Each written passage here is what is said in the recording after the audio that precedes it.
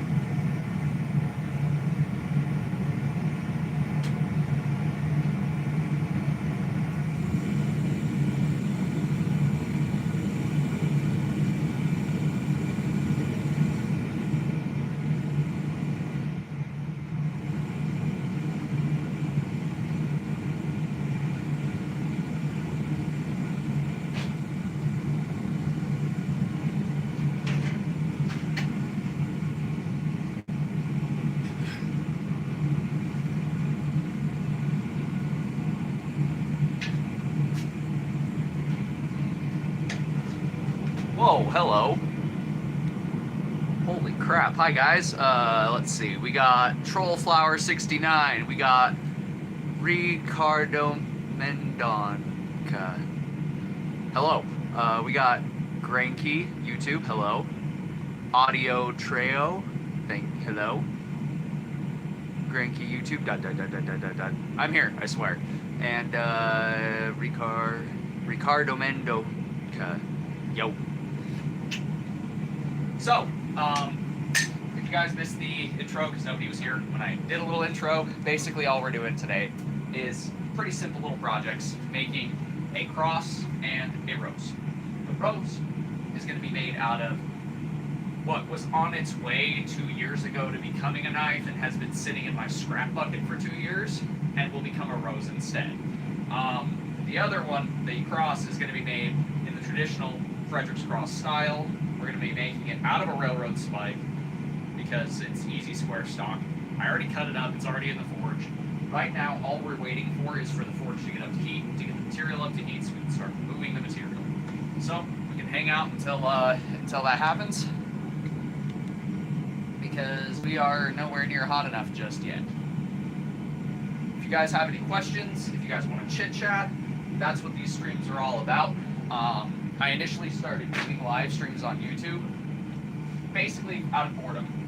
When I'm doing projects that I've already done a YouTube video or two on, I tend not to film them and make videos on them. That doesn't mean I don't do those projects still. So I decided I was going to start live streaming so I can chit chat with you guys. It gives me an opportunity to interact with the people that watch me, to meet new people, and inform new people about my channel. So it's actually pretty fun. Forgive me, I'm just wiping a bunch of oil off these tongs because I quenched a few roses in oil yesterday. And I got oil all over inside my tongs trying to fish out one that I dropped.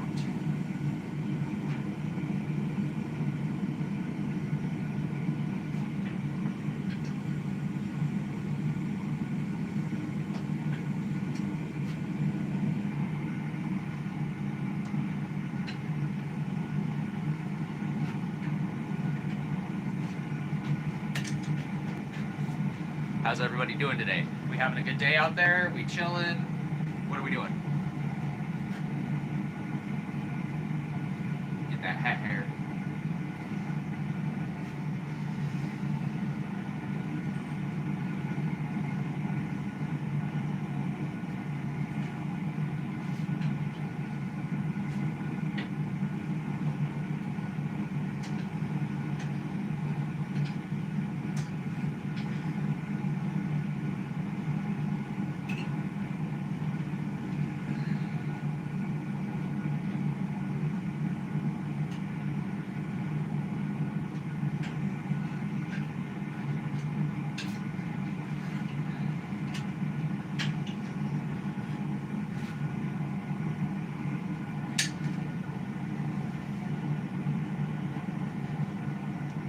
Like I said, right now we're just waiting for it to heat up. First thing we're going to do is draw the stem out on the rose. The cross is going to be after the rose. We're not going to work on the cross at all until the rose is finished, just so that way we can focus on fixing this rose up, getting the rose knocked out in a hurry. So we're going to do that first. And it's already halfway to shape, so there's less to do on the rose than there is on the cross. So once that gets hot enough, we'll start stretching the stem out on that. Then we can stretch out the side that'll become the petals, thin that up a little more, put a couple of cuts in for the petals, and then start to wrap it. And we'll go through all of that here.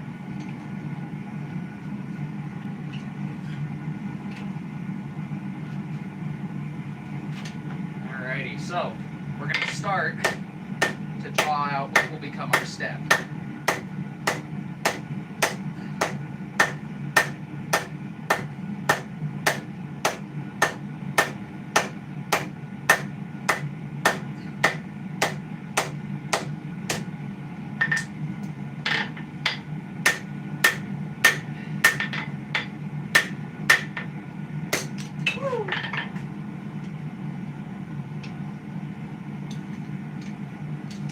So as you can see, this is stretching out pretty easily.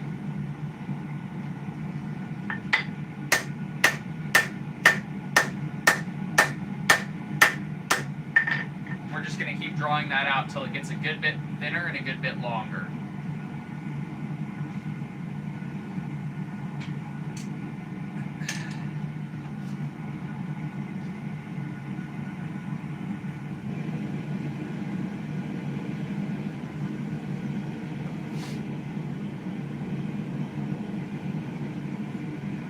Are you guys able to see everything okay, or should I move you? I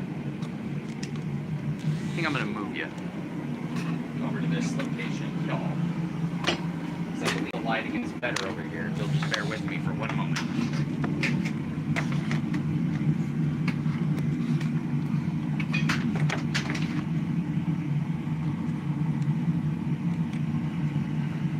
Okay, yeah, you guys will be able to see things a little better from over there.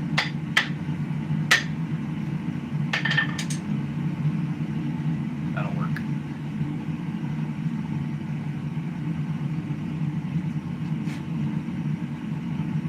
Now we'll just let it heat back up. Everybody having a good Monday? Like, what's going on with everybody?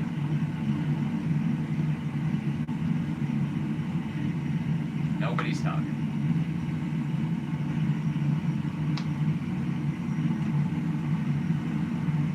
Let's do that.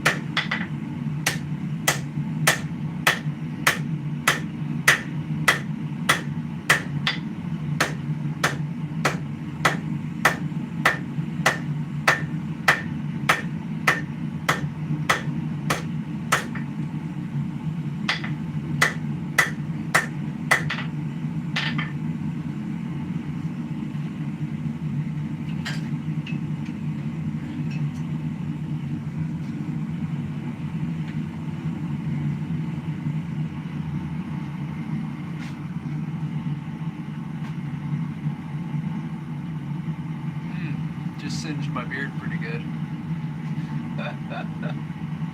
I didn't account for the dragon's breath being so hot. Just singed about half of it on that side off right there. Looks like I gave it a good trim. That's pretty funny. That's pretty funny. That's why you gotta be careful with the dragon's breath in a forge.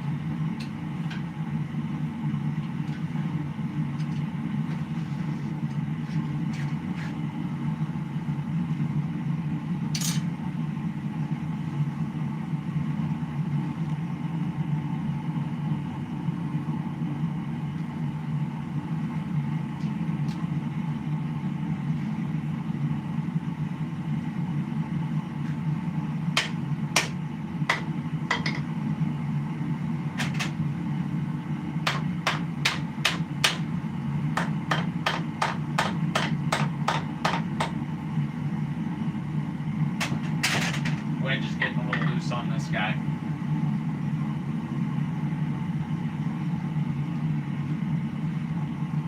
If you've never had a hammerhead go flying off the handle, you've probably not been a blacksmith for very long. Because I have had 3 of them break off from use in the 5 years I've been doing this. So, that'll tell you something.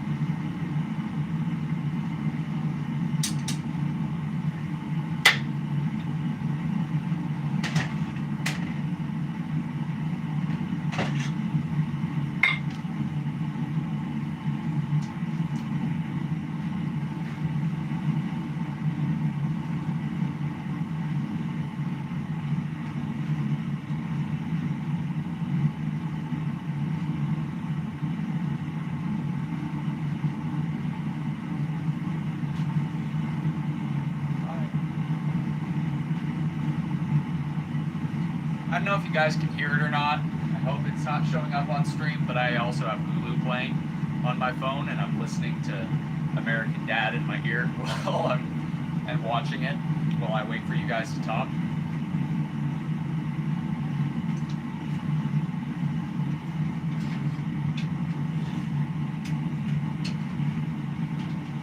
And while I wait for my steel to heat up.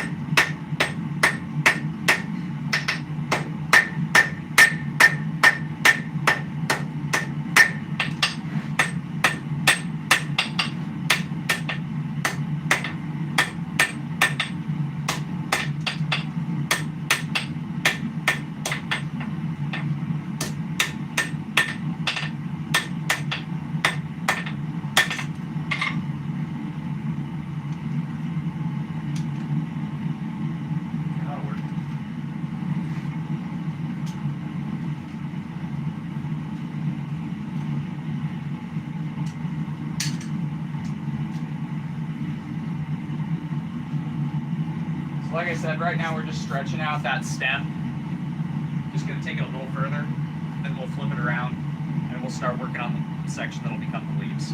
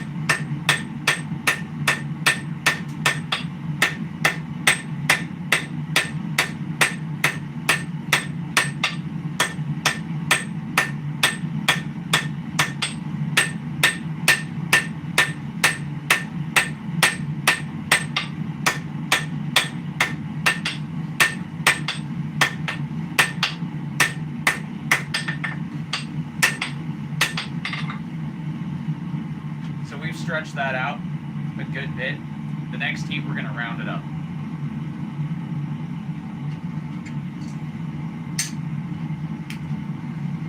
What up, man? Hope you're well. Hello, how you doing? I'm doing good. How are you doing, Lid?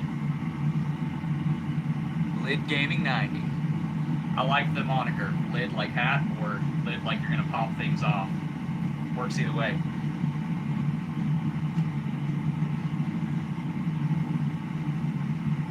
Yeah, I'm doing good. Doing good. Right now I'm just working on a rose. Making a little, well, not little, making a rose about yay big or so.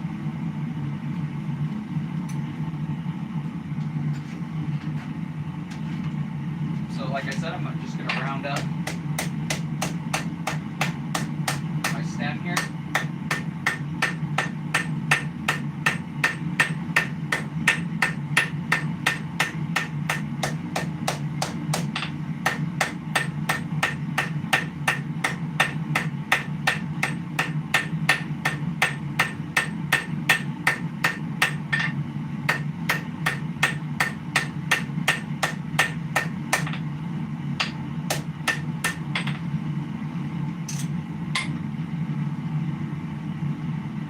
First, we take it from square to octagon by knocking the corners down. Then we're going to round it from there. You never want to go from square straight into round because you'll fold your edges over and you'll get all these unseemly seams and cracks in the tang. Especially on something this thin, you don't want that. So round the corners off, then round it up into a round bar after that, and you won't have that issue.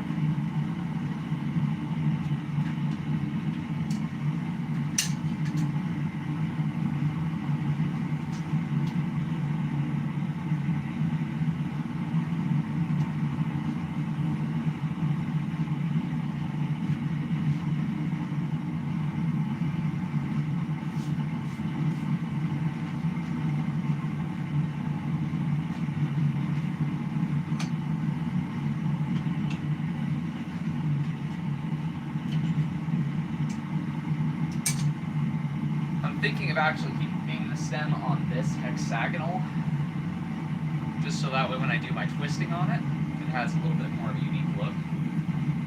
Probably going to end up doing that.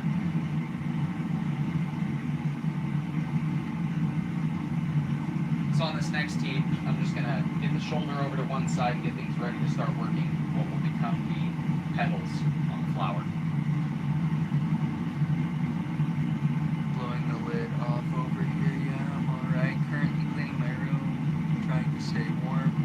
Absolutely, absolutely. One of my favorite things about live streams is the ability to interact with people.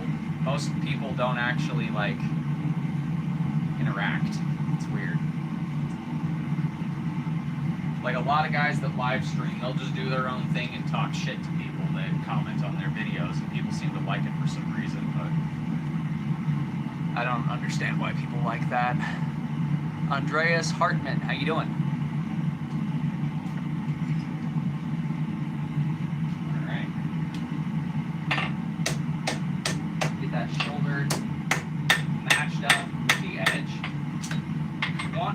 This to one side or the other.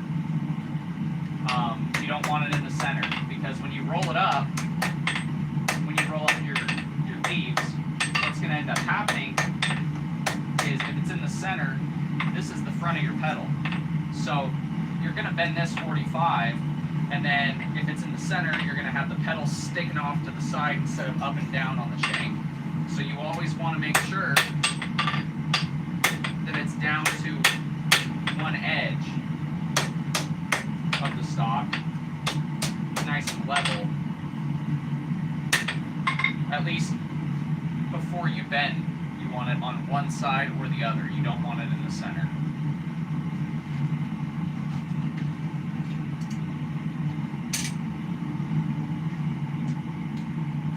So now we're going to just thin out the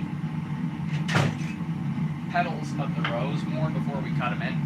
And what we're going to do is we're going to use the diagonal peen, so this diagonal facing rounded peen on the round portion of the top of my horn here. Since there's a radius here and there's a radius here, what that means is when I'm striking here, I'm striking between two radiuses, which is going to stretch out the maximum amount of length out of the material. It's also going to reduce my points of contact between my hammer face and my anvil face and the material, meaning that I'm going to penetrate the material deeper. When you've got really thin, broad material, what can happen is it can get very hard to thin it down past a certain point, and you're going to have to start using tooling that is designed for that task, like radiuses, to where you can focus that force on a smaller area.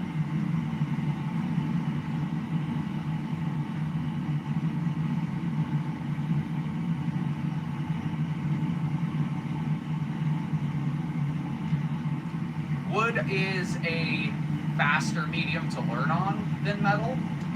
There's a lot of woodworking and metalworking, as I'm sure you know. But I would say if you have a propensity for wood, that's awesome. But if you want to work metal, just it takes a little more patience, I guess, because wood moves faster. You can sand it, you can cut it faster. It's easier. It's less heat, less hammering, all that stuff. But if you're good with wood and you're artistic, you can be good with steel too. You just have to give it some practice. Think about it like high temperature sculpture work. So since this was originally going to be a knife and it had a curve to it, the spine is thicker than the edge side is. So when I work this, I'm going to be primarily working on the spine to thin that out to match that thickness and draw that straight. I lost pretty much all my heat explaining this, but I figured I might as well pull it out and kind of show you guys where I'm working on this.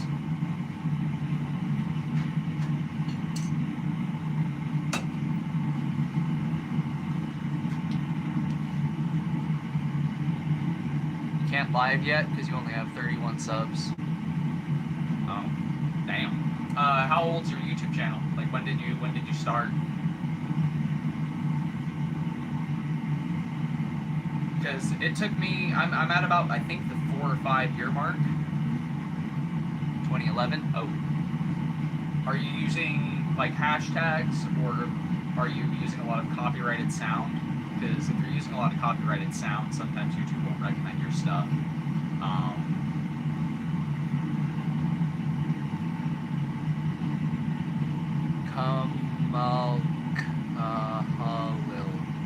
Hello. Nice to meet you.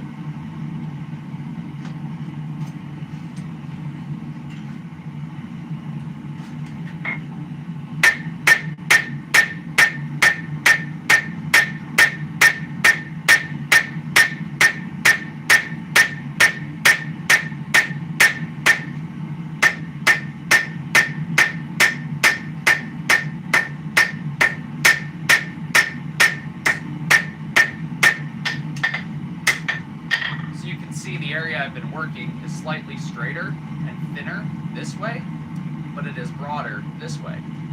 But it's actually stretching lengthwise more than width because we have those two radiuses working for us.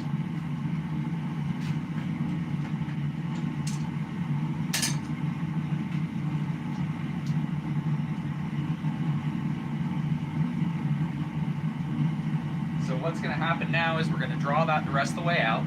Then we're going to take our hot cut out, cut our petals in, bend that stem, then we can start to wrap it. And once it's wrapped, we can go ahead and start to form our petal shape, give things a little bit more life.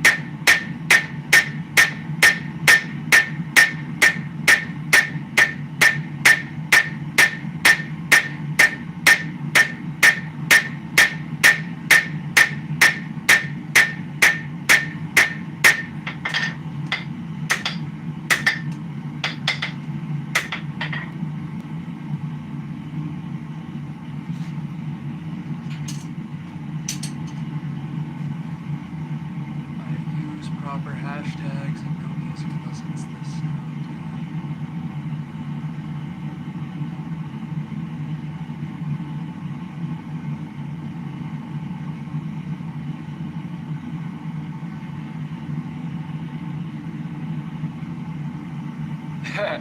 Yeah, that makes sense. That makes sense. He got very protective. So yeah, you can stretch steel down to paper thin and like ridiculously thin. And the horn has a lot more uses than just for stretching stuff down with the radius. The radius of different horns on different anvils do different things, right? So this is a farrier style or a farrier pattern anvil, meaning this was designed for making all sorts of horseshoes and the like. But I use it for making swords because a lot of those processes for making horseshoes is very similar to the processes you use for making swords. So I get the bending lugs, my Frenchel behind the hardy, the tapered tail with rounding edges, square corners, a very short shelf, and a side shelf that is on the horn that is sharp and has a inward taper. Like all these things are designed on this anvil for farrier work, for moving steel fast, which is what I want as a bladesmith.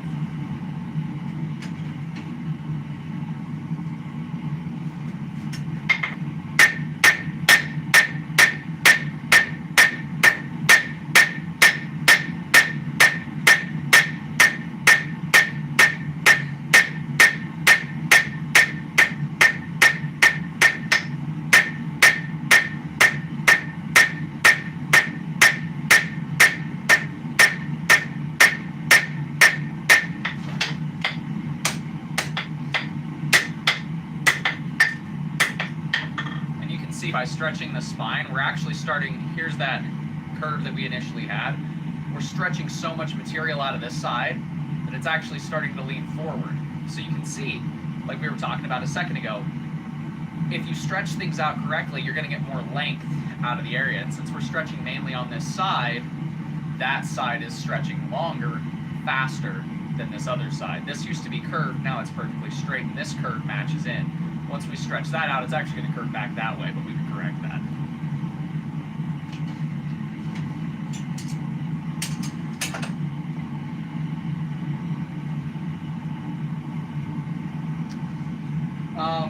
So I built this shop off the back of my shed. So this is just my little home forge. You don't necessarily need a building. You can make a coal forge out of a brake rim or a rotor, and a hand dryer, electric hand blower, piece of pipe, and you can run coal, coke, and wood in that. And you don't really need an anvil to forge. You just need a piece of material, a piece of metal that's big enough, flat enough, and heavy enough. The golden ratio, in my opinion, is 3 to 1. 3 pounds of anvil to 1 pound of hammer, at minimum. Meaning you could get a 6-pound sledgehammer, and it's perfectly fine to use it to a 2-pound hammer to forge on it, so long as you fix that sledgehammer in place well by either sticking it into a piece of wood or burying it in the ground.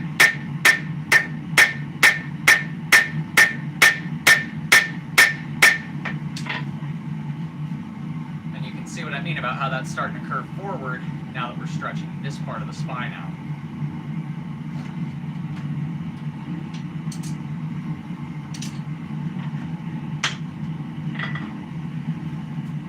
I do a lot of videos on my channel of more complex builds, but I also do videos of simpler builds and how-to videos.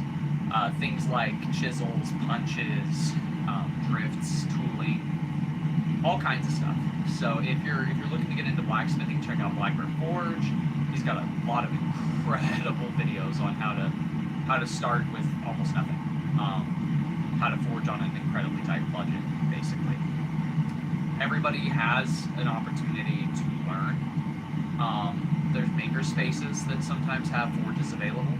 I would also check in to see if in your local area there's possibly a bladesmithing or blacksmithing guild. I'm part of the Great Basin Blacksmith Guild here locally, and that's where I've learned a lot. And I know it's going to sound really oversaid and cliched, but the books, the ancient tomes of knowledge that were written down 100+ years ago on blacksmithing, you can learn so much from those. Because times may change, but one thing stays the same. Steel will always move the same way, no matter what time period you're in. Steel will always move the same way, no matter what you're using to heat it. The only difference is how you hit it and what you hit it with.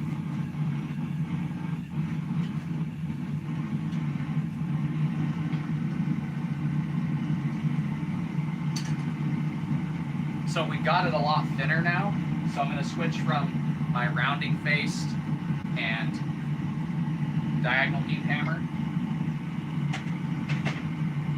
to more of a French style cross beam with a flatter face. And I'm going to use that to flatten the steel, planish it, get the hammer marks out, as well as to get that rectangle we made more even.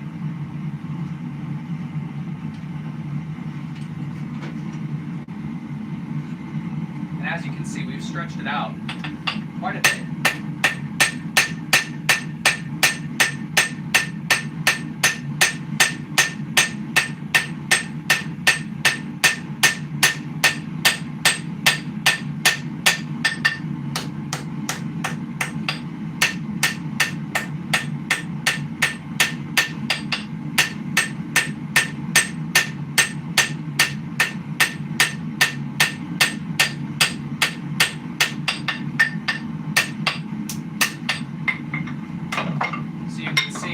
doing is essentially taking those really rough hammer marks that we have and turning it into a nice smooth face, nice smooth flat area.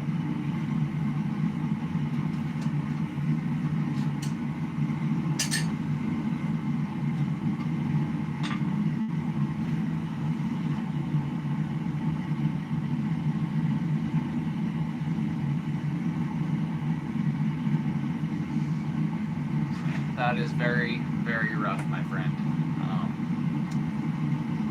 I hope your luck turns around. That's really hard to hear, man. Especially around this time of the year, a lot of people don't realize people struggle pretty damn hard during this time of the year. Man, I wish you the best. I really do.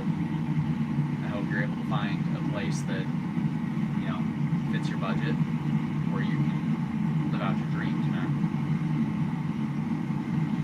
It's been tough on people the past 5 years. 5, 7, 8 years. Stuff's just been getting crazier and crazier. Prices have been going up. Doesn't matter on which side of the aisle you fall on, shit's just been getting wild. You know? People just need to calm down and think with their brain rather than their emotions. Find a way to dig ourselves out of this economic pit that we're in. But that is another topic for an entirely different channel and an entirely different stream, not this. We're making a roast. We're making art here today. We're gonna stick with our initial plan here.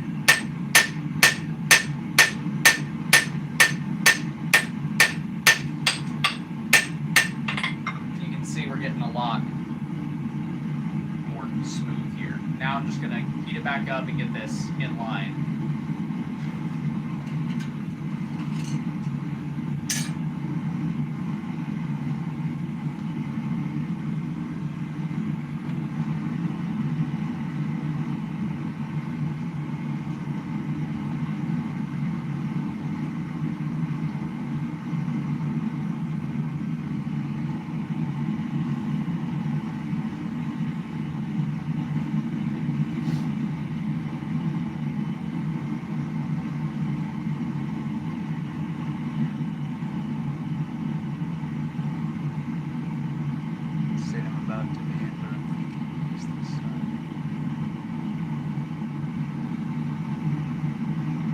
Yeah, I'm in Utah right now. Been here my whole life.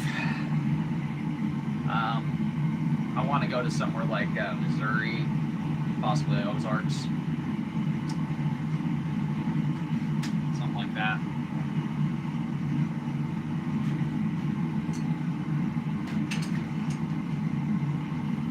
All right.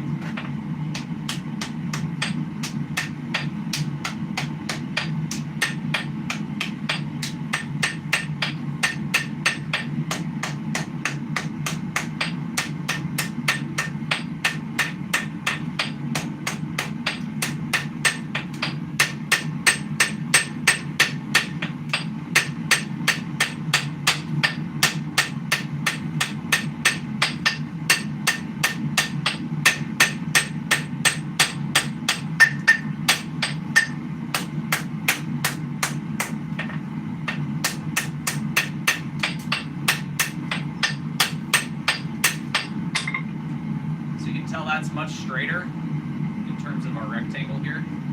What I'm going to do next is just come back with my hot cut that straight, just because I don't like the angle we have there.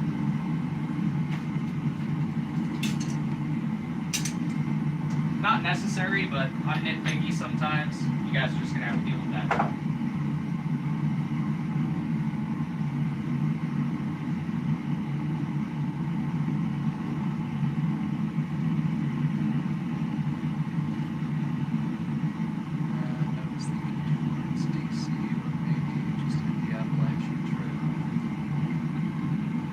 Appalachia is pretty awesome from what I've heard. There's a lot of people that make a lot of superstition about it, but I think a lot of the superstition that surrounds it is people, especially modern day people, and their fear of the unknown, their fear of the wild, not understanding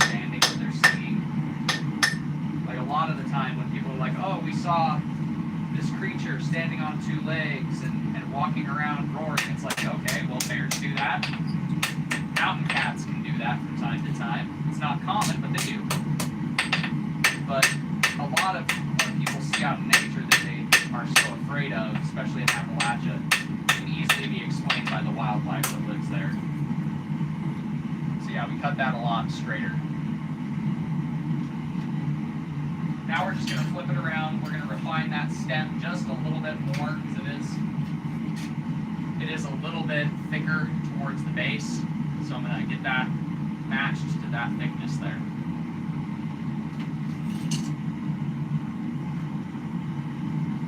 Throw this little chunker away. Water bucket. Toss it in the water bucket. Yeah, I've heard the Appalachian Mountains are beautiful.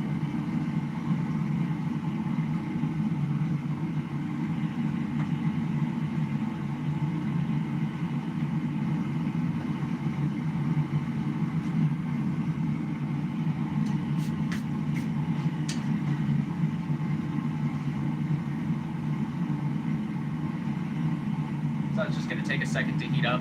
While it does that, I'm going to go and refill my drink real quick. So bear with me for about 2 minutes. I'm going to be right back.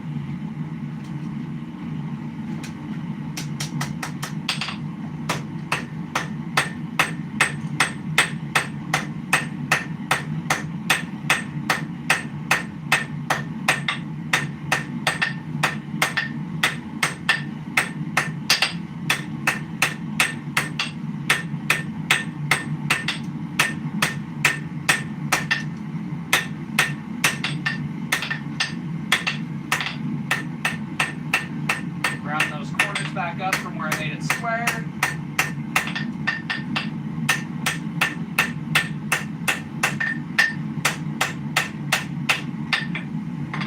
Much better.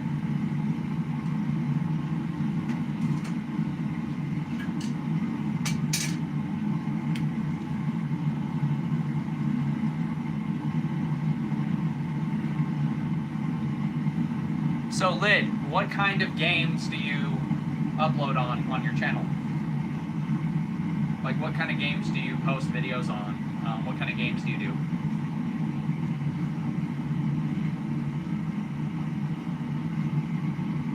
Yeah, Salt Lake's kind of like the big city for Utah. I'm out in a little bit more of a rural area than Salt Lake. I mean, it's still a neighborhood, but it's a lot more rural than Salt Lake would be by any stretch of the imagination. Salt Lake's about 2 hours from here. About an hour and a half, 2 hours from here.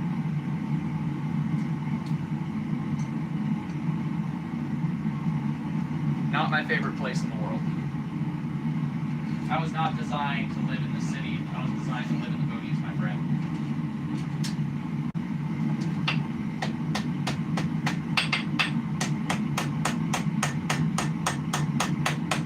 So I'm just squaring up around the base here. And then I'm going to work this down.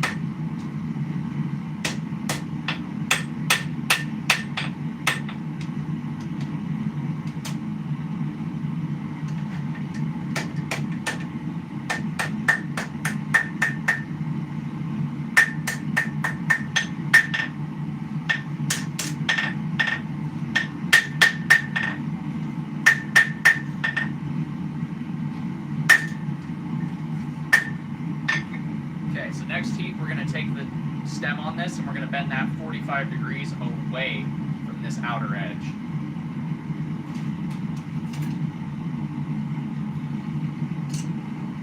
Actually, no. Before we do that, we're going to cut the petals in. What am I doing?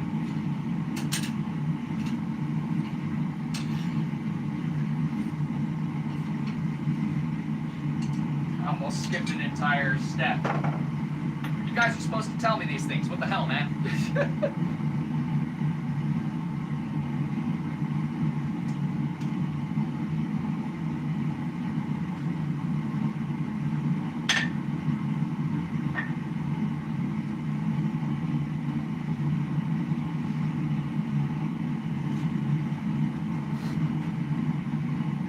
So yeah, I'm going to cut in the petals now.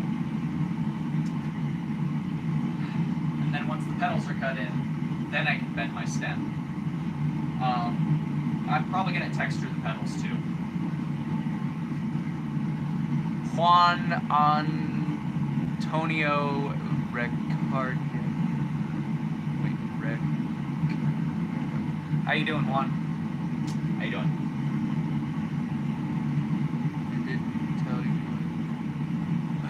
Gotta keep you on your toes. I like you, Liv. Okay. So, like I said, we're gonna just cut our petals in.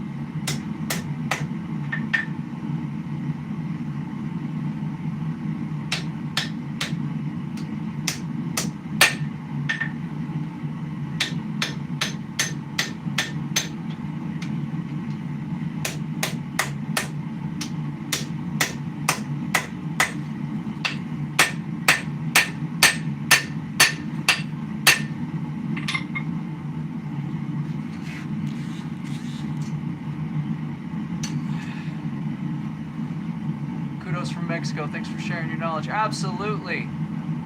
How's it going, Mono?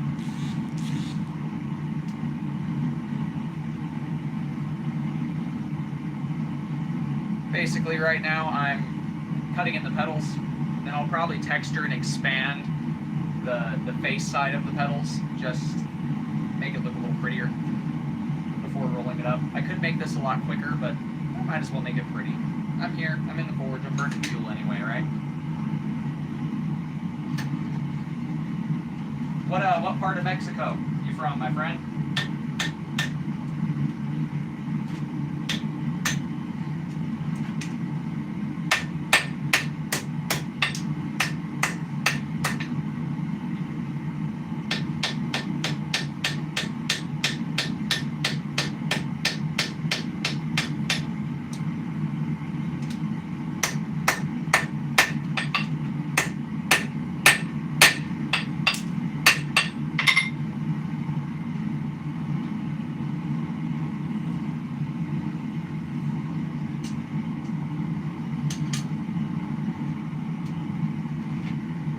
Answered your game question up higher. Oh shit, thank you. Okay. Play Call of Duty Mobile mostly. Fortnite once in a while, and Destiny, Rising, Clash of Clans. Once in a blue moon, also single player RPG Maker. Oh, that's pretty cool. I have a buddy who also does gaming content. His gaming channel is called Clam Chowder. He doesn't have much up yet, but he's more like Skyrim, what the hell is it? Resident Evil, like single player games. But that's cool. That's cool. It's awesome that you have a passion. So you have something you can have fun with, man. Thank you for reminding me, and thank you for subscribing as well. Yes. Yeah, my forge is a nice one. It was made by the Blacksmith Guild that I'm a part of, actually. So it was made by the Great Basin Blacksmith Guild. There are, I believe they said 30 that they made total. And I am the owner of one of the 30.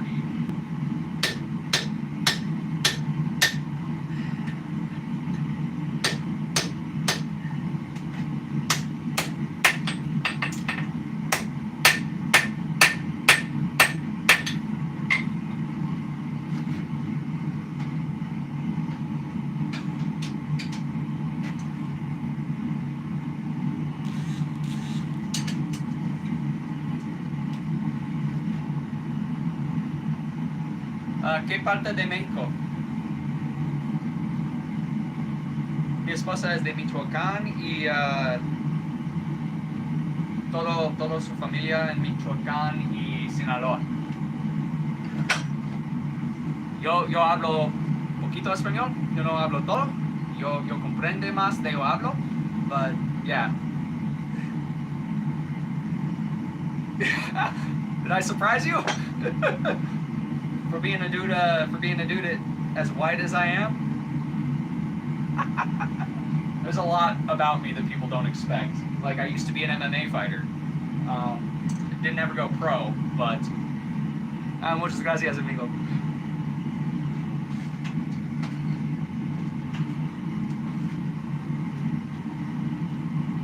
But yeah, I do bladesmithing, blacksmithing. I used to fight, now I just teach.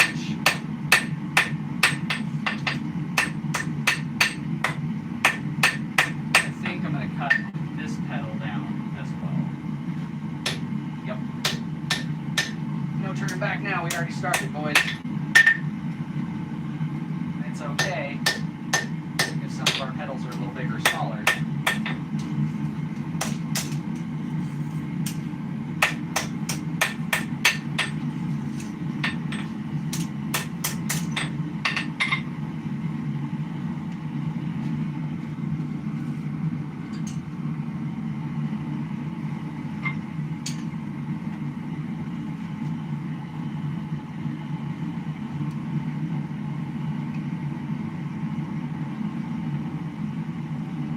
Feliz Navidad, amigo. Feliz Navidad. It's just around the corner.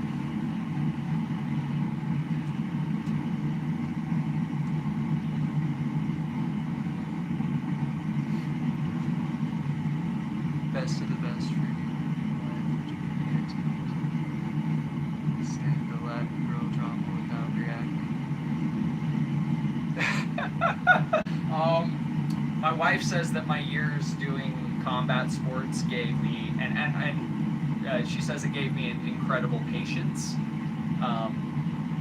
Whereas with me, it's like, I think teaching the kids classes, teaching the young adults classes, because I used to be an instructor for Taekwondo before I went to mixed martial arts. I think teaching those classes gave me the tools to be patient enough to where I can just brush a lot of stuff off. And I got really lucky. I got one of those Latinas that's very, she's very traditional, very protective, very jealous, as a lot of Latina women are. But she's also very smart and very kind. So, you know, the best tip I could say is work on being patient, I guess, and learning to shrug off a lot of stuff. Learning that, you know, like my mom always used to tell me, you'll get happy in the shoes you got, man, and basically your attitude will change before the shoes you wear change. So gotta be able to overlook the small stuff. That, and I got really lucky and we got together when we were both in high school. Well, actually no, she had just graduated and I was about to graduate when we got together. So we've been together long enough to where we know each other, you know, inside and out. We know each other's habits. We can read each other better than we can read books. Okay, I know it looks rough, but we chopped our petals in. So now I'm going to go ahead and move the hot cut out of the hardy hole, and we're going to refine our petal shapes a little bit. Once we get those refined, then we can start wrapping this.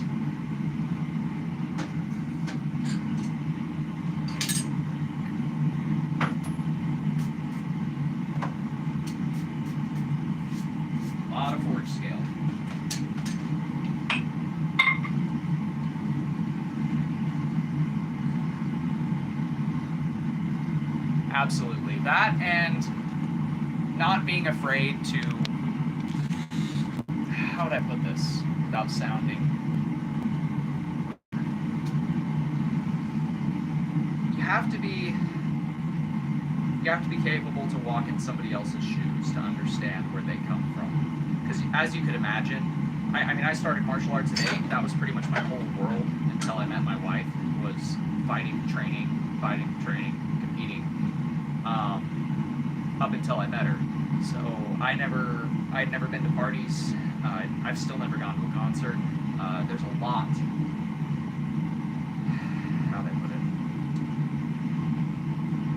There's a lot of differences between my upbringing and her upbringing. I was raised in a traditional military family with an officer for a father, and she was raised in a traditional Mexican household. Traditional Mexican Catholic household.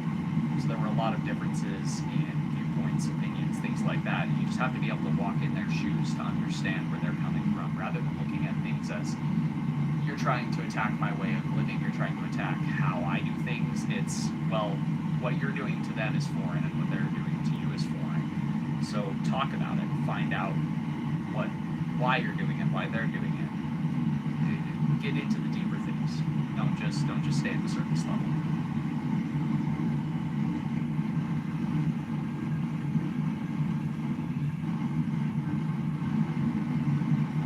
Oh man. From the Republica Dominica.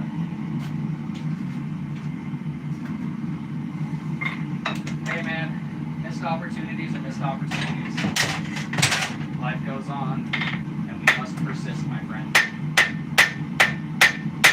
So now I'm actually going to thin out these petals one by one even more, but I'm going to do this. I'll show you guys as I go how I'm going to do this, because this is actually kind of important to the strength of the piece and the overall look of the piece.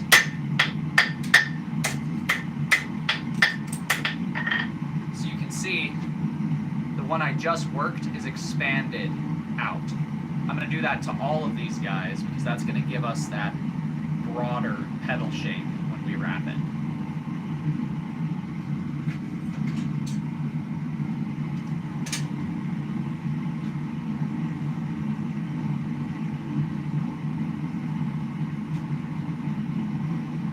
All I can say is don't give up.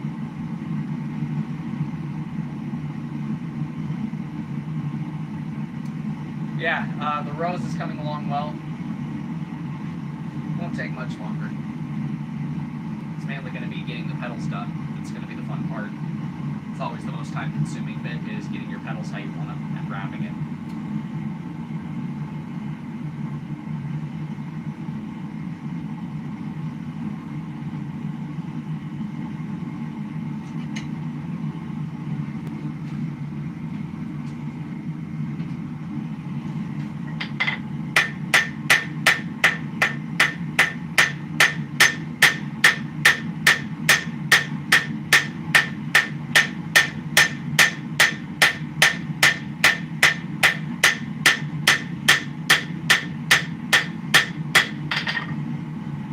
Second one.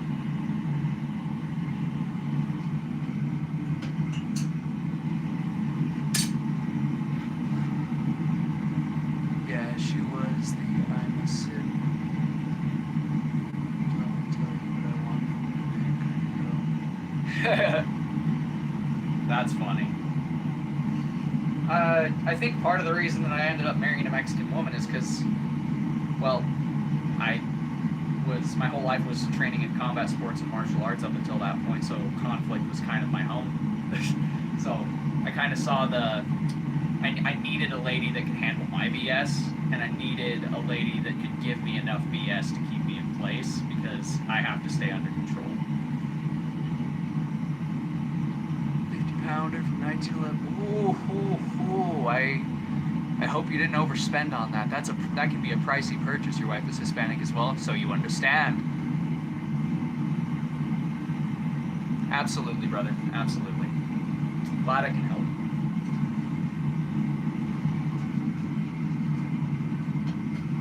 I'm only 30, but I was born an old soul, my friend. All my friends tell me I act like an old man, and I live like an old man, compared to most guys my age. Which I see as a compliment, personally.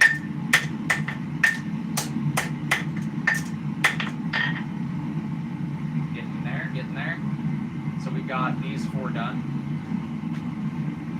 And then we've got these 3 remaining. I might go back and work that one a little more.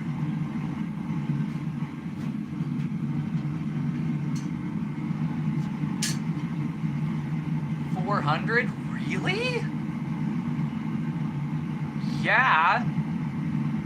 Wow. This is a Cliff Carroll 150 that I got from Smith & Edwards. And I got it brand new, and it cost me $750. Let's just say that was a long time of saving up to get to this one. Never been to a concert either. I was military and lived with most of my childhood. Yep. My father had a double lung transplant 2 years ago. And I've been his primary caretaker throughout all of that. Me and my wife have been caretaking for him. He got gassed when he was in the service. Not really going to go through the house, but yeah, he got gassed in the service, and let's just say it did irreparable damage to his lungs to where later in life he needed a double lung transplant, a bilateral lung transplant.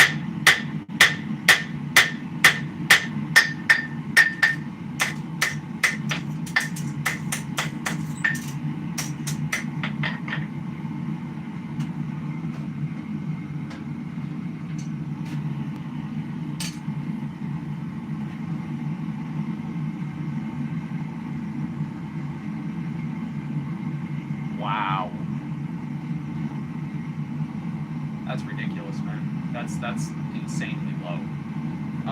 But then again, I did buy this from like a retail store, and I paid the retail price for it because I got it brand new, straight from the store, physically, in like a barrier section. So it was probably way overpriced. But it's been a good anvil. I've been using this one for about 3 years. I was using a small 55-pound cast iron anvil for the first 2 years, and that was not a good choice. Nice. I've been making a lot of stuff. I started out making knives, but at this point I make everything. Like I've made poleaxes, swords, great swords, war hammers, war picks, war scythes, flails, maces, all kinds of stuff.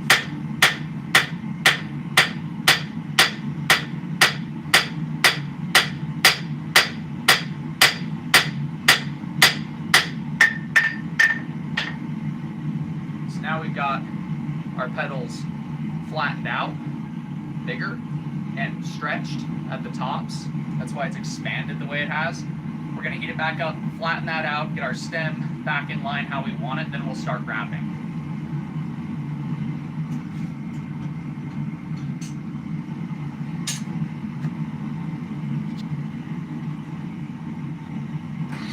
I'm going to move these guys.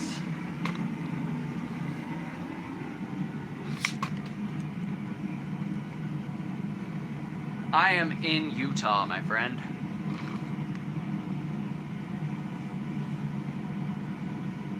Wow. I hope he gets one, man. Is he on the list? Because the VA, if it's service related, like if they can prove the cancer service related, then the VA will have to take care of the transplant and everything for him.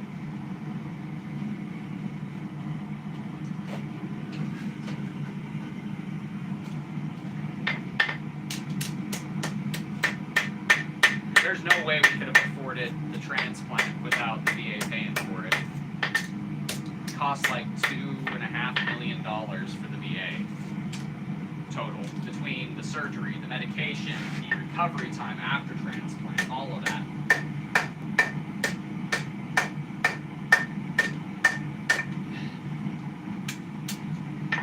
Okay, so now we've bent that down, and we can start to do a wrap.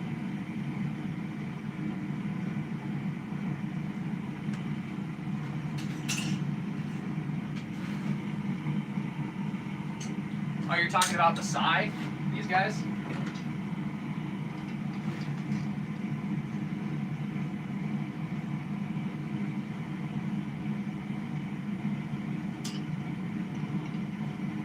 Let's see.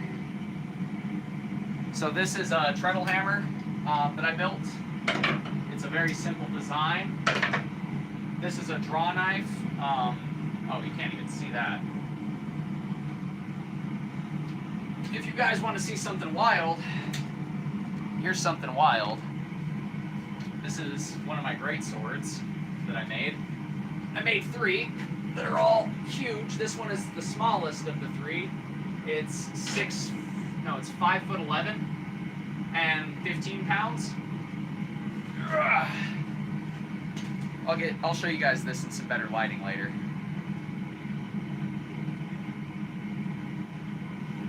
This one's got roses.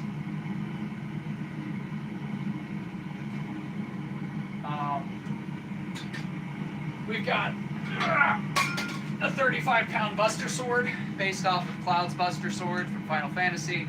It's 35 pounds, 6 foot 4 inches.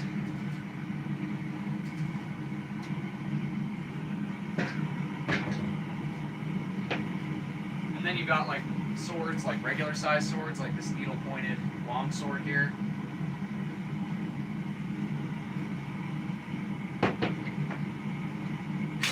Got some oddities like this flail here. Something that would make Sauron pleased. Big old heavy flail.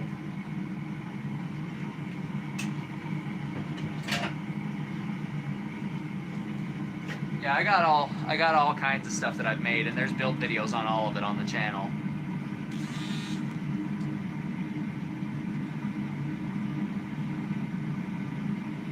Yeah, they are heavy.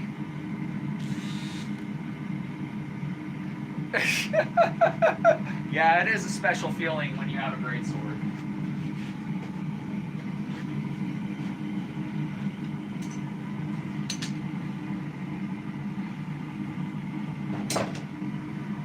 So, next step is going to be starting to shape our rows. This is where it's going to get fun.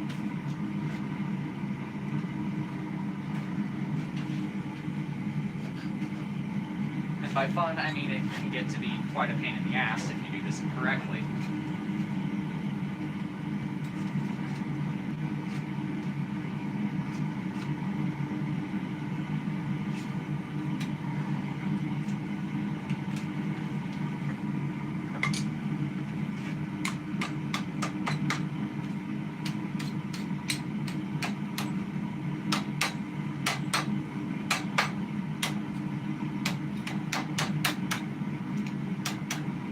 Okay, so this is about where we're at now.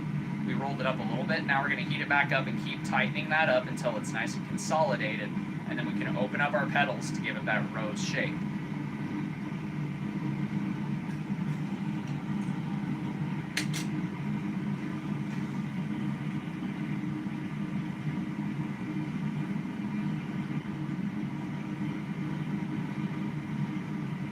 Yeah, these are fun. Like, these are little throwing axes.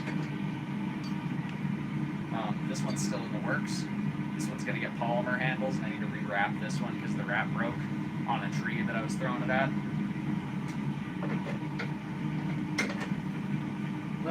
This was a long time ago, but there's a French nail trench dagger that I made for a Veterans Day video. Some punch daggers made out of railroad spikes.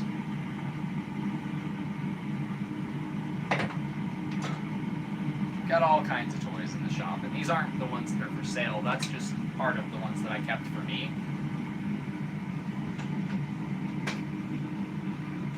All the ones I have on sale are on my Etsy store.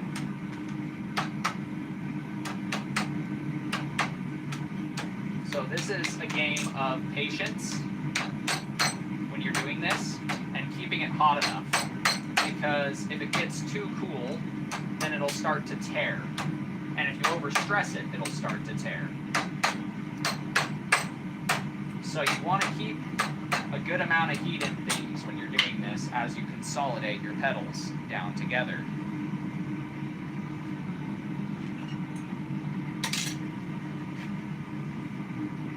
I don't have any in my shop.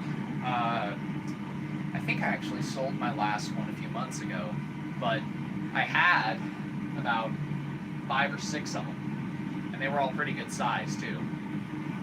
About 5 or 6 Bowie knives, but most of them sold. I think 3 of them went to Texas.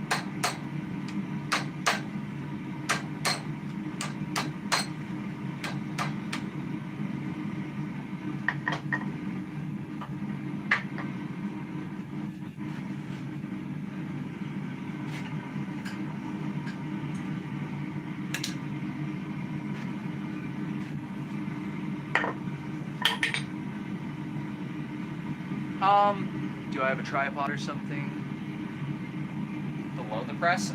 Okay, so the press, are you talking about this press? Or are you talking about my treadle hammer? My war scythe is up in the storage in the attic at the moment. Vice above the tripod. So my tripod is mobile. My vise is welded to the stand that is a part of the treadle hammer that I built. It was just a square-legged stand that it's on. I use a lot of recycled steel. If I can get my hands on virgin steel, I still use virgin steel too. But for the most part, I get my hands on repurposed steel, but I still try to find stuff that is earlier in its life cycle. One of the coolest parts of blacksmithing, in my opinion, is being able to take what one would call junk and make it into something somebody else will call a treasure for the rest of their life.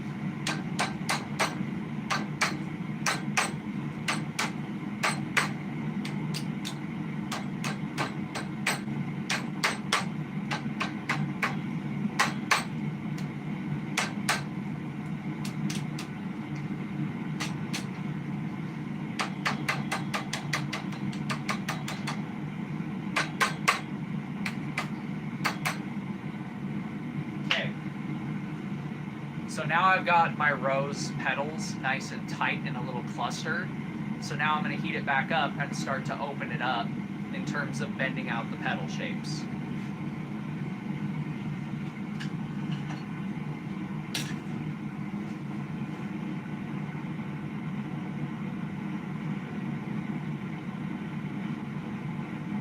Oh, that'll be cool. Yeah, do that for sure. So this is the first anvil I started with right here. Thank you. It's got a safety snake with a little catch here. This keeps the hammer from actuating when I don't want it moving. It just locks that hammer head out so it can't come down when I don't want it to. When I do release that, I have a spring box back here with a trampoline spring tied to a quad twisted steel cable that holds the hammerhead up and back, and then I've got rod stock here that connects to the back of the hammerhead that connects down to a pedal underneath right here. And what happens is we put our foot inside of the saddle that I have, and we can lift that hammer up higher if we want to for heavy strokes, or we can just basically step on it and it'll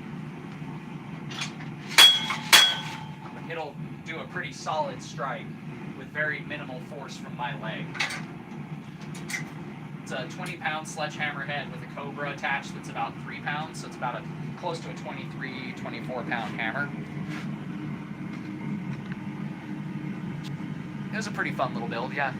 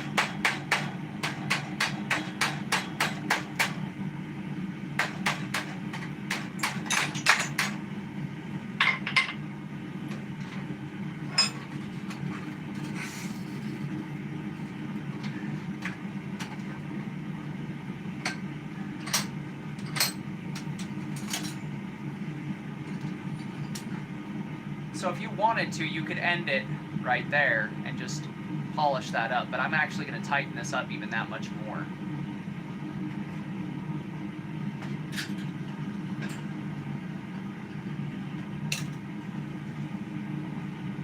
Thank you, I appreciate that, man.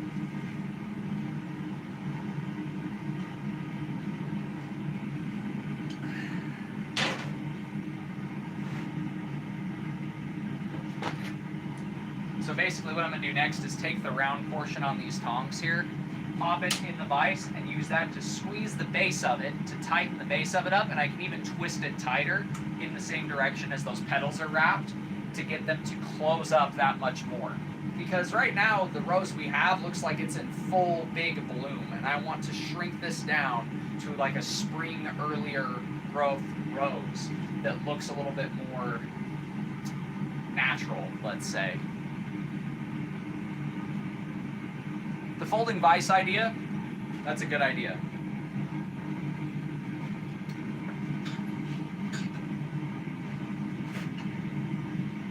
I could see that being a moneymaker for you. I really could. If you could find a way to mass produce it and sell it to other smiths who like to travel a lot.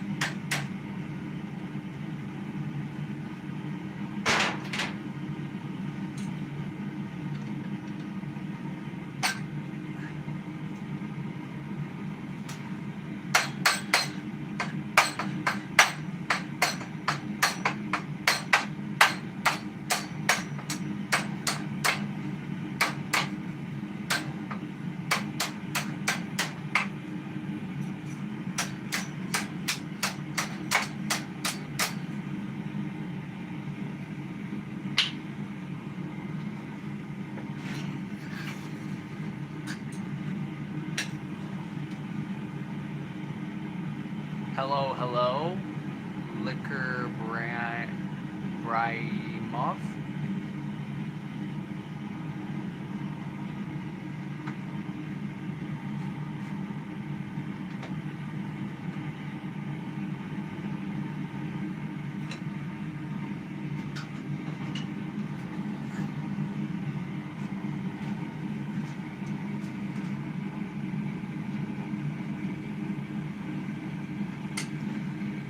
Going to touch up some of these petals a little bit.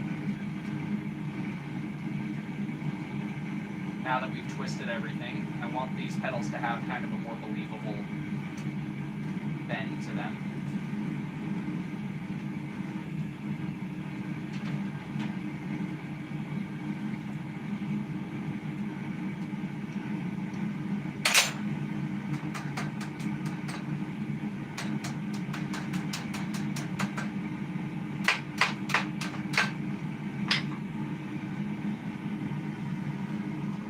So now we've got a pretty little rose.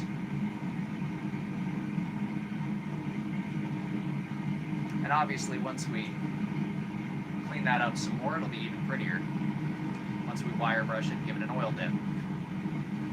Hi from Bruce in Toronto. Hello, Bruce in Toronto. Now I'm going to go ahead and just twist the stem a couple times to give a little more life to that octagonal stem. Then we're going to quench this off in oil and let it cool down while we start on the cross. Just get a little bit of wonk out of this stem because it's got a little bit of hoopty and a little bit of doopty in it. And we've got to get both hoopty and doopty out of it.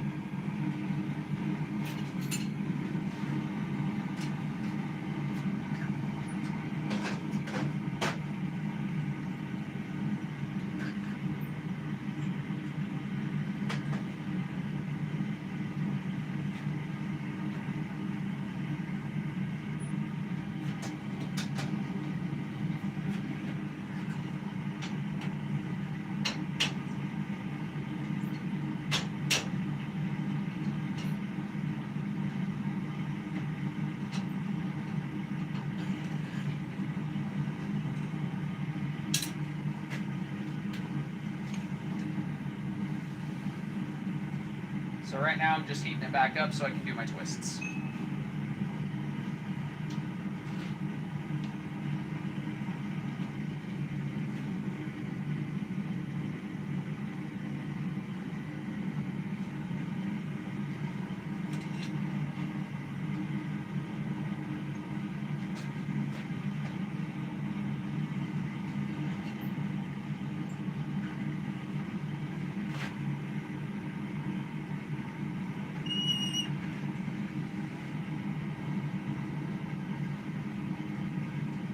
Now I'm just going to twist and twist and twist and twist.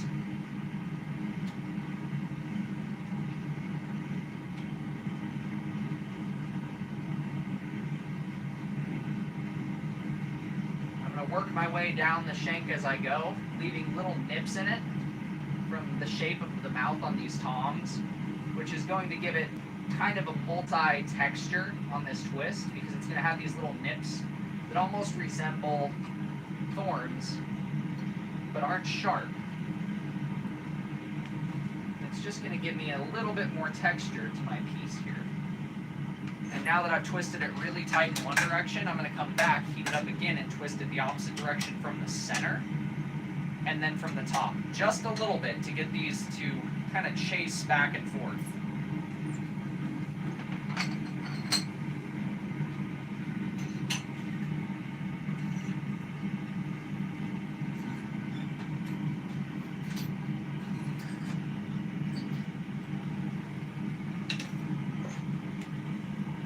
AT, how you doing, AT? Making a rose and a cross. Rose is almost done. Cross is about to get started.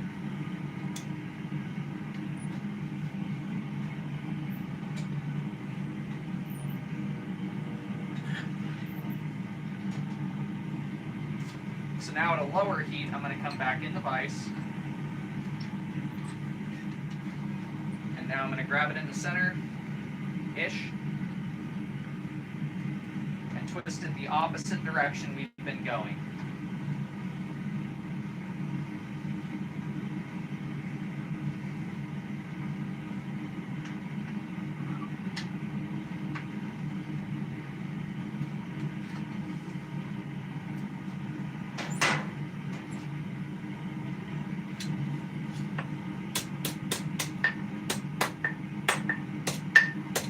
Now I'm going to go back and I'm going to knock all the edges off of that twist that I created going both directions.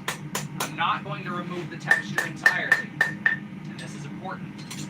I'm using those twists to create a more believable plant-like texture. So it's still very highly textured all the way up the stem, but it's a more believable texture because it's not sharp. Yeah, just pop this little guy out. Now I'm going to heat him up in oil quenching. Not hot enough to harden it, just hot enough to get the oil to darken the steel. And then we'll set this guy aside until we're done with our cross.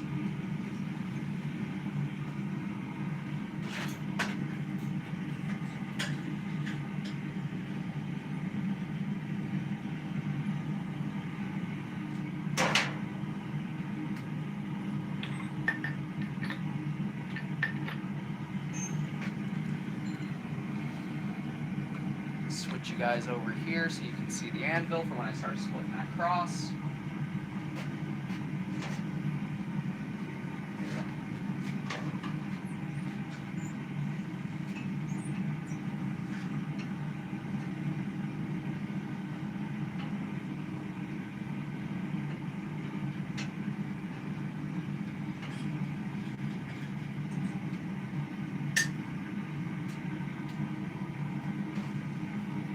So how's everybody enjoying the stream so far? What are you guys thinking of the rose?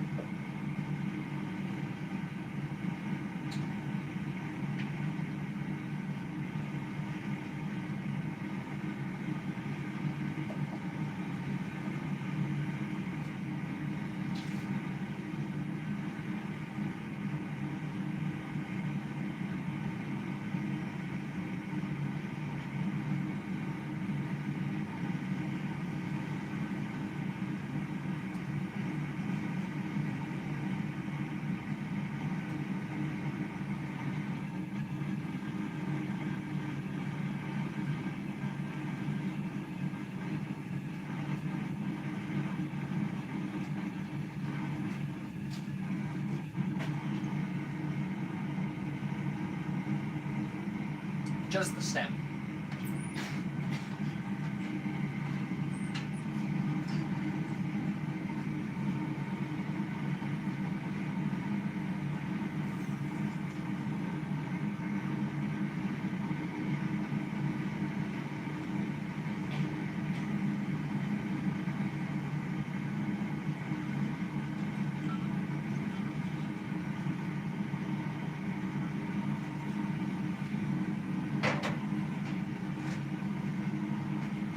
There we are. Blackened it up with some oil. And then later we will hit this with a wire brush once it's cool enough to really give it a nice silvery shine. So I'm not leaving it, I'm not going to do any spikes, I'm not going to do any extra leaves on it. I could, but I'm not going to overcomplicate this. This is just going to be a gift for my mother-in-law for Christmas. This is going to be something that she can put in the centerpiece of the table that she has as a decorative piece. Just something for her, and a pretty little black rose that she'll enjoy. It'll be more silver black by the time it's done, but that's neither here nor there. So let's pull the cross out of the fire and get started on that while this cools down.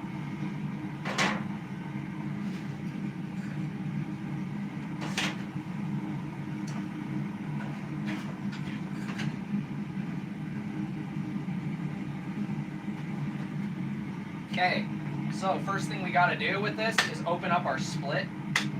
I made a split on this with the angle grinder,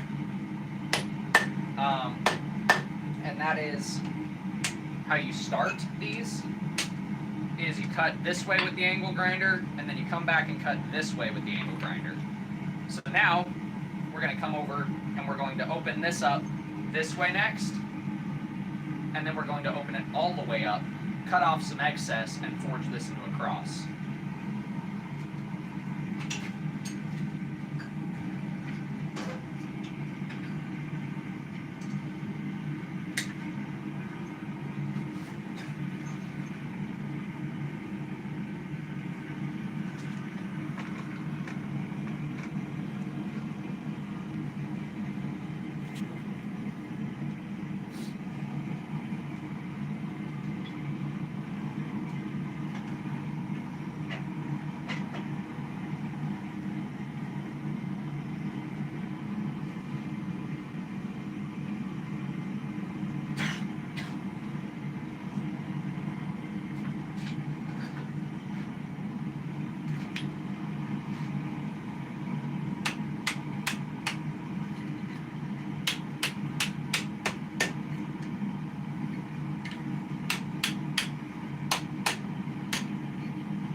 Okay, and now that it's starting to open up, we can come to the corner of the anvil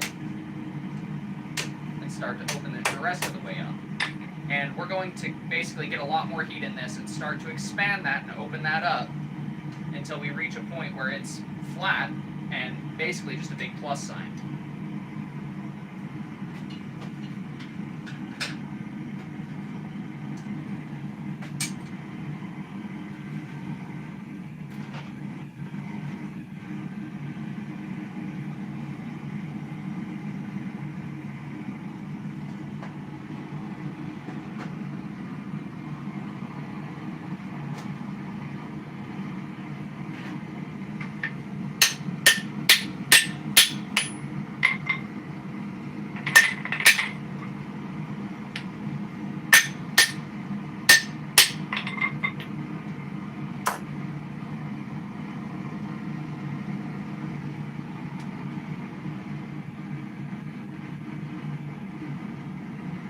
Cut that off soon.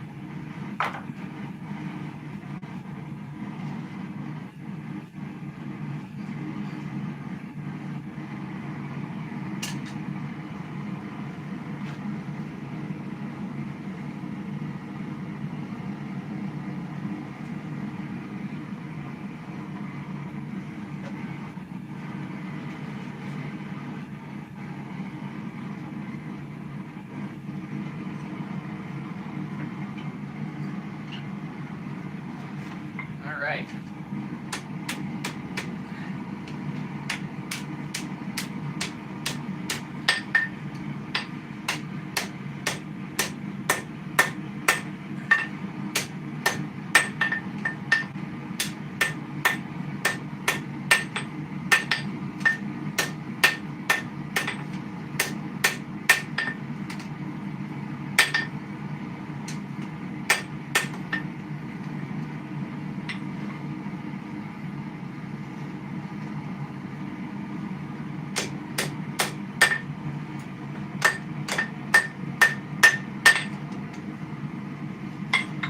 just like that, we've got a nice big plus sign, or X. And what we can do is we can chop down some of these limbs to create the arms for the cross and the head for the cross.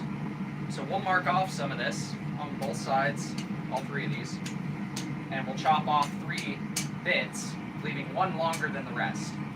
And then we'll go ahead and stretch those all out thinner to make this a lightweight, larger cross than it is. So,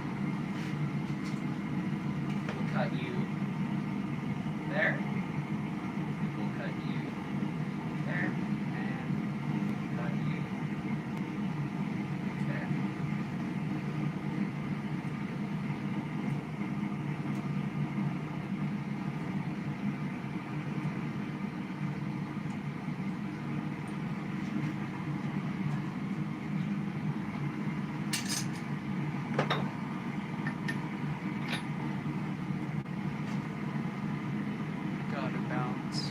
Awesome, man. Thanks for you. Absolutely. Thank you, Mono. I appreciate you. Thanks for stopping in, brother.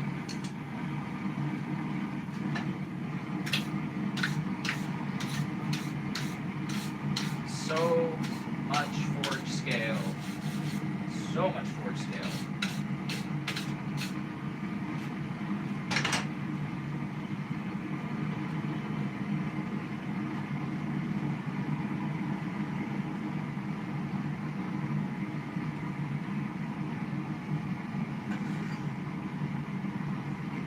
So the first thing that I'm going to do is go where I have my chalk lines or my soapstone lines, and I'm just going to make a mark that is tactile, meaning I'll be able to feel it when I bring it over to the hot cut to cut off.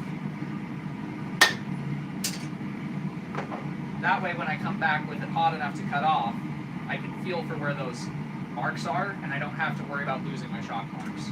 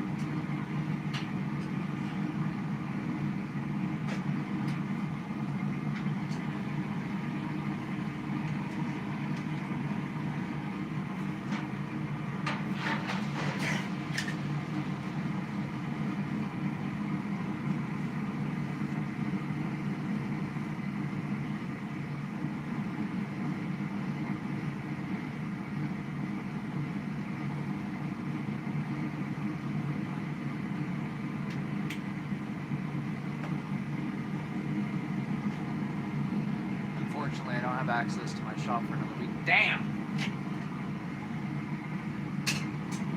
That sucks, my brother. Are you just on the road right now? Not anywhere near home?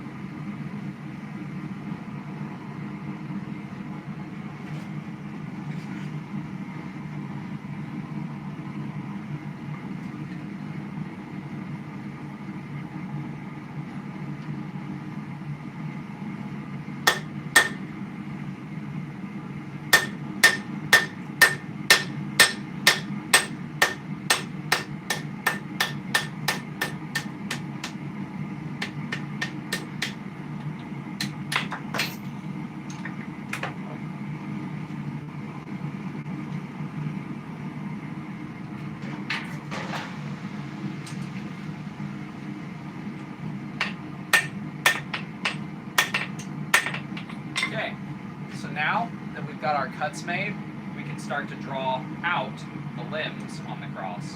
So we're going to start by taking the cross beam, we'll come back over and we'll draw out all of these limbs and get some more length and thickness reduced. So we're going to get these longer and thinner basically.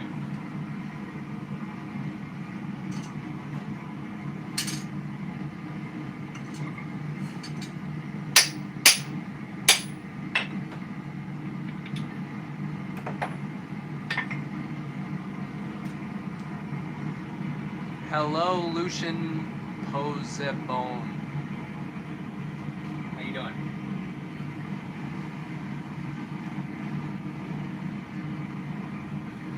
So if you missed it earlier, here's the rose. It's finally cooled down enough to touch. Nice little black rose made out of some steel. Just some mild, well, not mild. I believe this was coil spring. So yeah,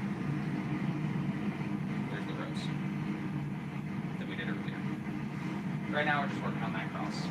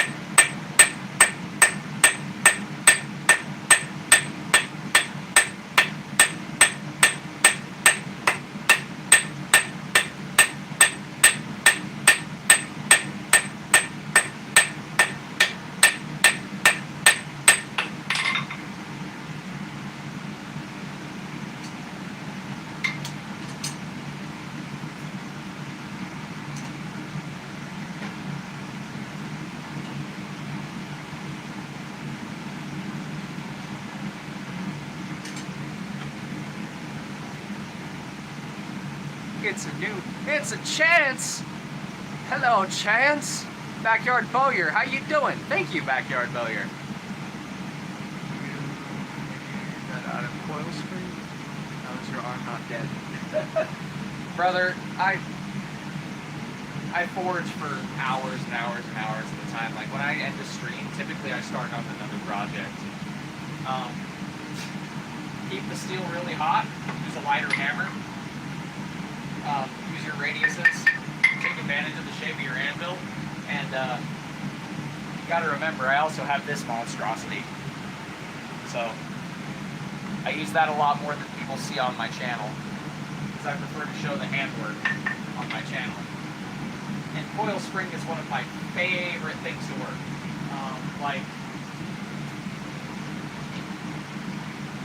Like this blade, coil spring.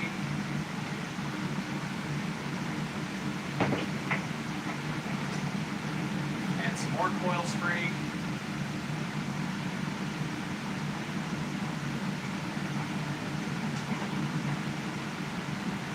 With coil spring, the trick for me at least is keeping it hot enough to where when I'm working it, I'm not working it down below the temperature it wants to move at, because that stuff just has to be really hot to move.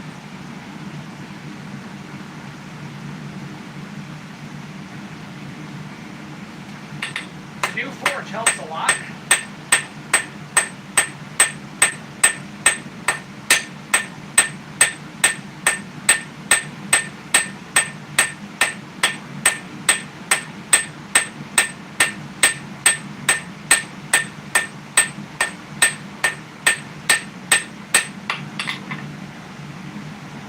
Getting it drawn out pretty quick.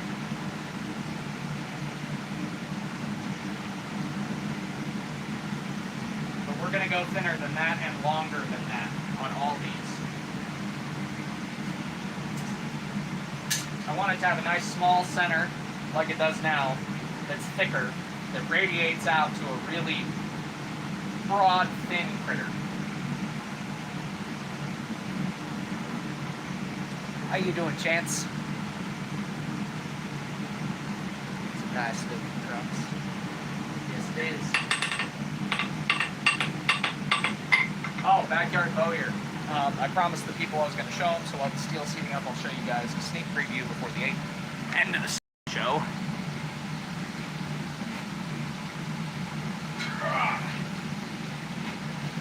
God, I forget how heavy these things are.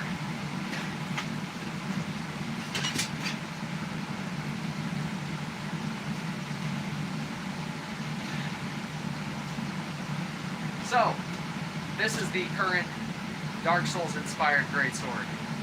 This one is 22.5 pounds. This is the current build video series going up on the channel.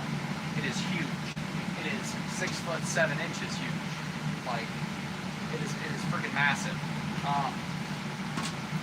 This is the Buster Sword. You guys probably seen this already, but this is the Buster Sword, 35 pounds, 6 foot 4 inches.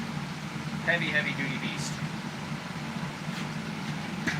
And then after the Dark Souls sword video goes up and it's done, we've got this beautiful thing, which is the Bleeding Black Rose Greatsword. This is a 15 pound, 5 foot 11 inch tall greatsword with roses and leaves and monsters and a Flamberge Temple crested point.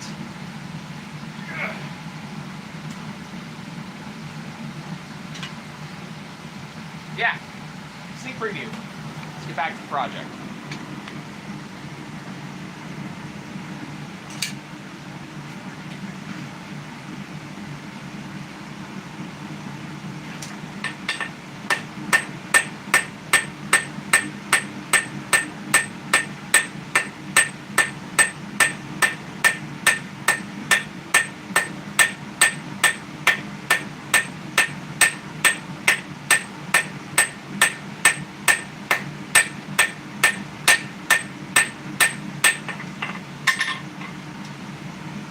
Got some more length out of that top one. It's a little crooked, but that's okay.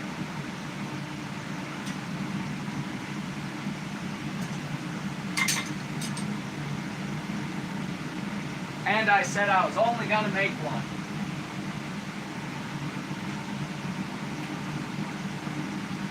I'm warning you now, do not ever make a greatsword as a bladesmith. It's freaking addictive, okay? It also makes you endanger your own life a little bit more than you should, because you then want to swing said greatsword. And 35 pounds on a dumbbell or a barbell ain't too terribly bad. But 35 pounds in a 6 foot 4 inch configuration, with most of that weight being that way, that's something else entirely.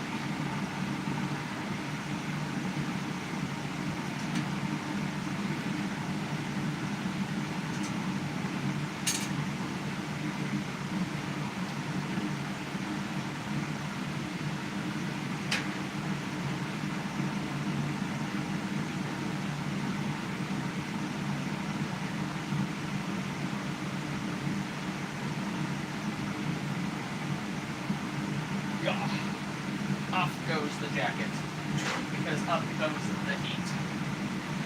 That's why I turned my fan on, is because I opened up my forge door, like halfway.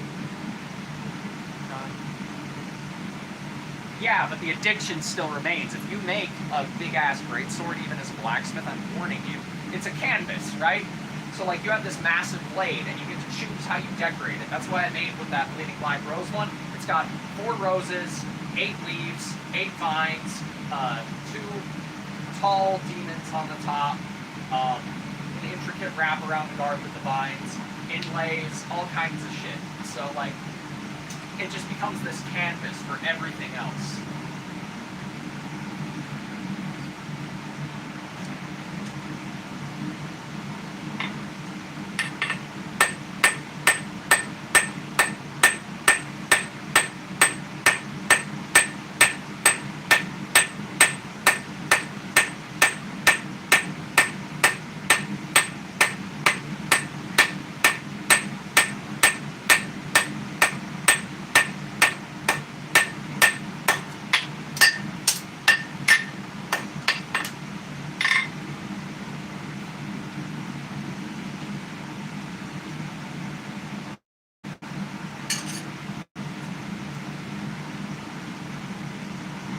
Oh, yeah.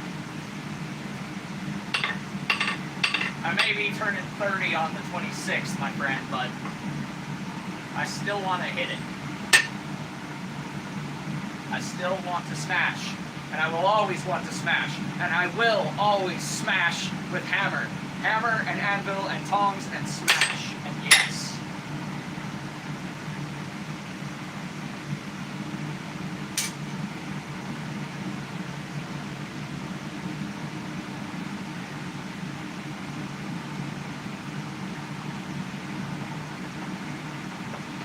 You guys see me doing weird shit like bouncing to music and shit that ain't here, I'm listening to American Dad and watching it on the screen while I'm streaming. I figured out how to do that, so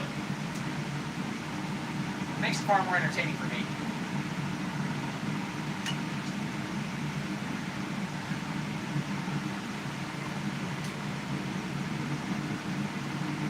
Come on.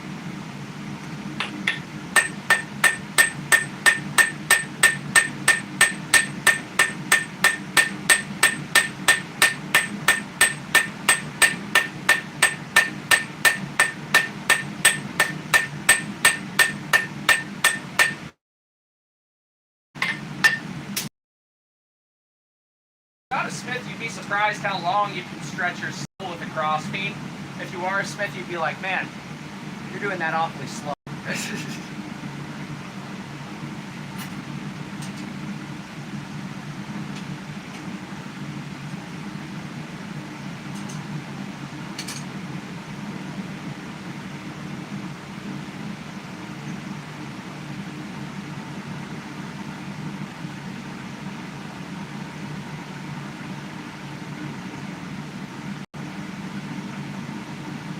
One thing about blacksmithing, brother, you know, it makes your dominant hand a lot stronger, like your whole arm, because you're essentially doing curls and push strokes all day long with your hammer.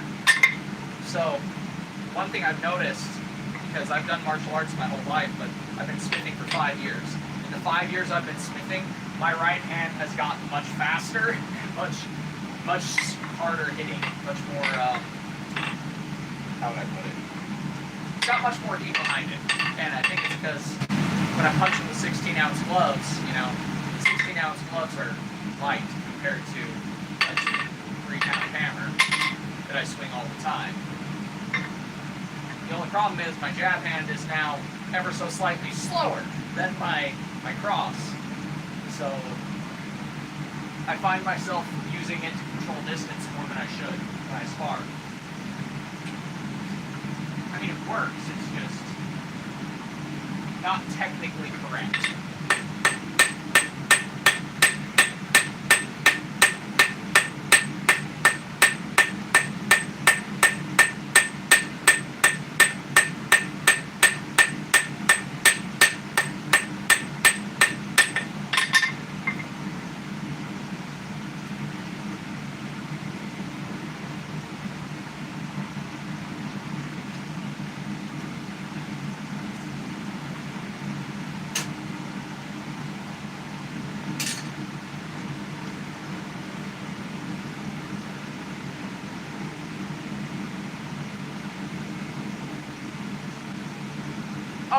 Oh yeah, it's that blacksmith curse, man.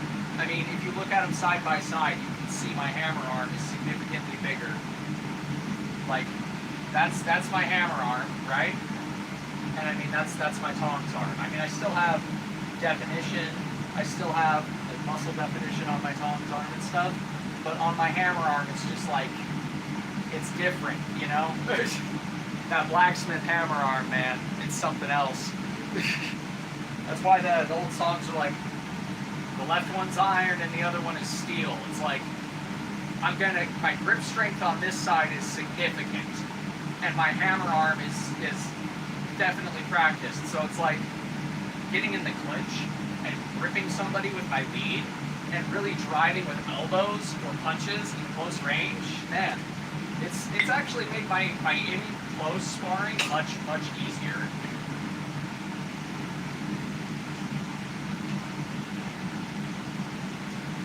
It's like martial artists will tell you, man. We'll all say that martial arts is a lifestyle, right? Everything you do with the mindset of a martial artist. Everything is training, right?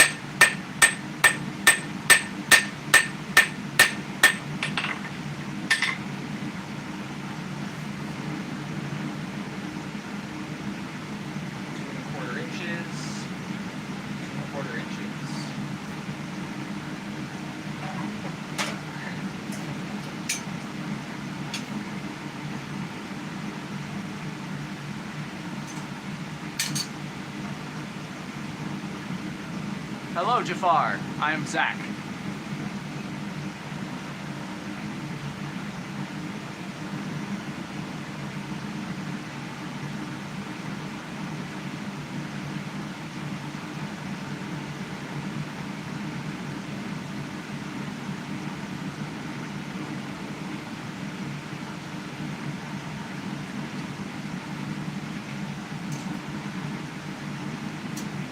Right now I'm heating it up. I'm going to draw out that top limb on the cross, and then I can start shaping things to pretty it up.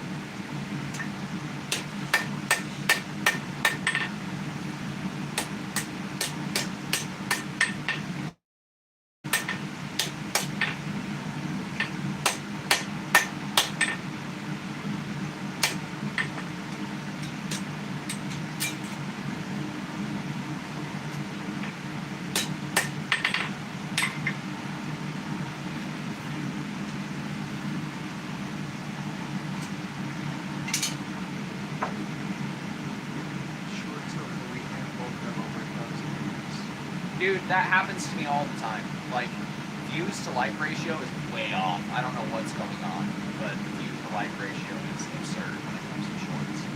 Sometimes I'll get like 1,000 views and end up with 5 likes. Sometimes I'll get 100 views and end up with 13 or 14. It's weird. I don't know. I'm not going to claim to understand it, but I understand your pain.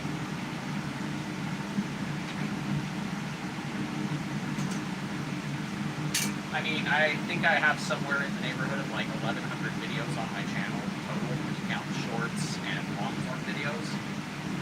And I'm at 6,000 subs. We barely broke 6,000 yesterday after 5 years.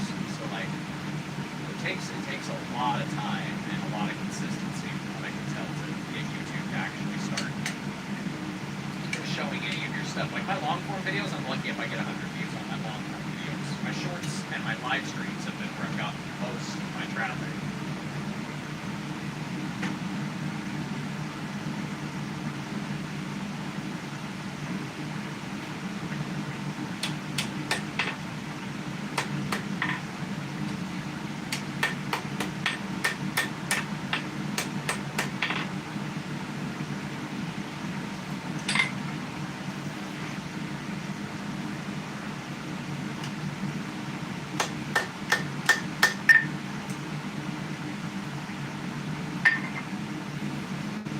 Now that we've gotten it drawn out and straightened out, for the most part, I'm going to go ahead and start to shape this cross after I planish.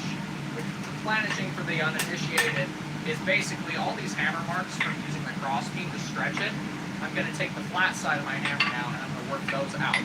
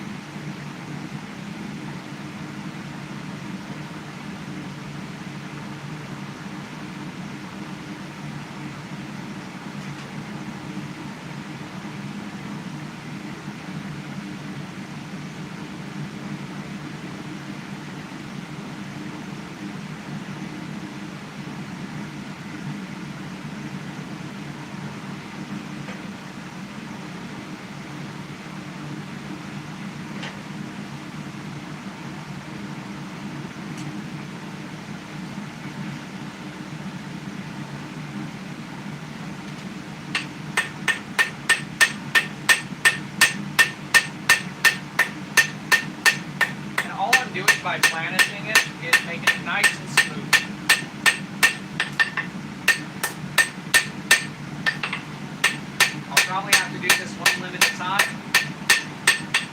That's okay.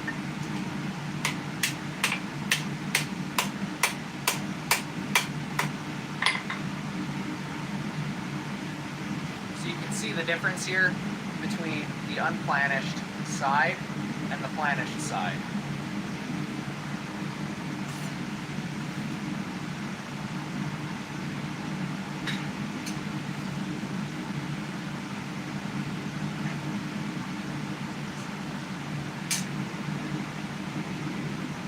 Hello, Rocio Boza.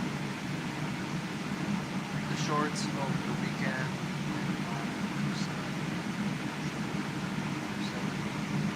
Yeah, it's weird. It's weird. The algorithm's been really strange lately. And then they added this thing. I don't know if you know about it yet. They added this thing called hype, where people, like, I guess twice a week or 3 times a week or something, can hype a video, which if you have under 5, I think it's like under 500k subs, your videos can get hyped, and the most hyped videos are more recommended now. So it's, I guess, a way for smaller channels to start getting, videos out there. So yeah, that's the thing too. I've been asking people to hype my videos if they find one they like that's a long form one to help it get out there. But I've only been doing it for streams so that people know it's clean. But yeah, apparently that's a feature on YouTube now.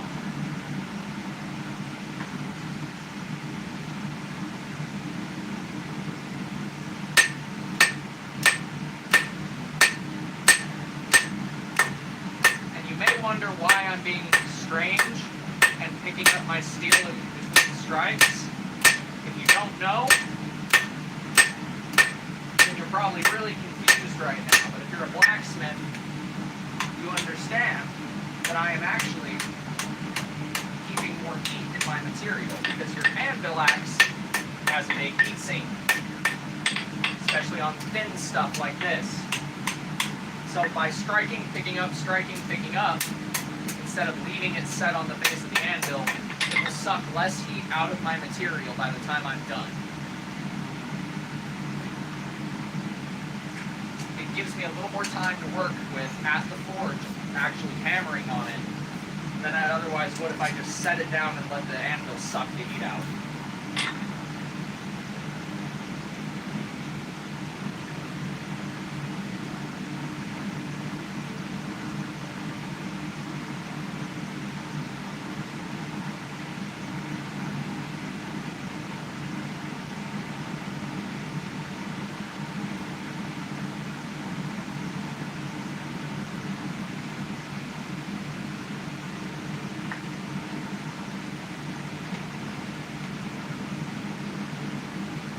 Yeah, seriously. AI is really screwed with things, especially for us smaller guys. Those of us that actually do good work, real work, instead of just using AI to produce a bunch of garbage, clickbaity shit. And since people have no attention span anymore, and no common sense from the look of things, I think that it's hard to find people that actually have the brain cell power left to comprehend what you're doing, let alone sit through the video with you when you're doing something that isn't shaking your ass on camera. So we've got 3 out of the 4 pieces planished. I just need to do the long one now, and then I can start my shaping. While I'm doing this, I'm also kind of tapering out from the center area so it stays nice and thick around that center and the limbs come off thin.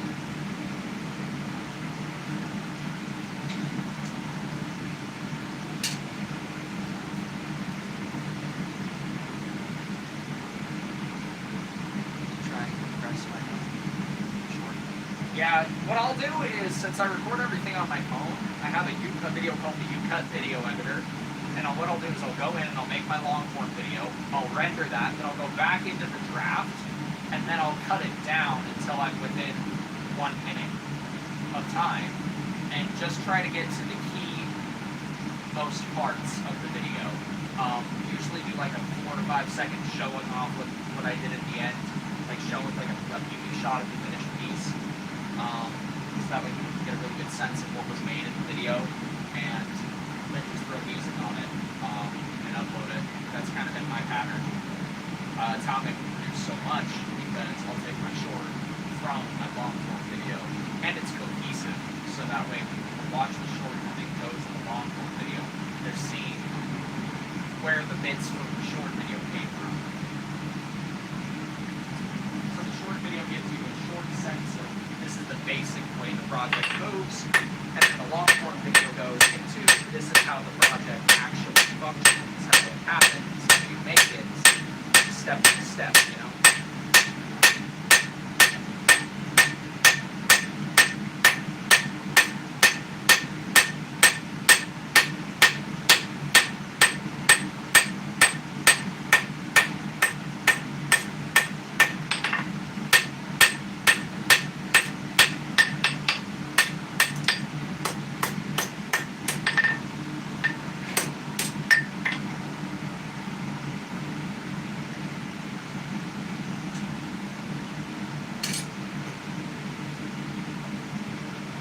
Now that I have got my planishing done, I'm going to switch back to a round face hammer.